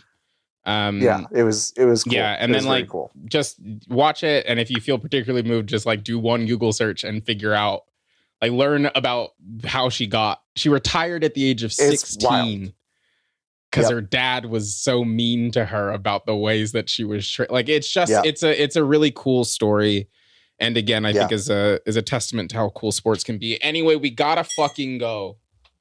We got to get out of here. We got to go. Folks, thank you so much for listening to this one. This is a Beefy Boy, 3 hours, 17 minutes. You hung in there. Wow. That's crazy. Good for you. Why are you listening? I'm going to be checking the stats, folks. I'm going to be checking the stats. Make sure that you listen to this whole thing. They aren't. Well, about 20% of you usually do. Oh, that's pretty good. Let's get those numbers up, though, huh? 3 hours and 18 minutes. Until next week, keep on buzzing.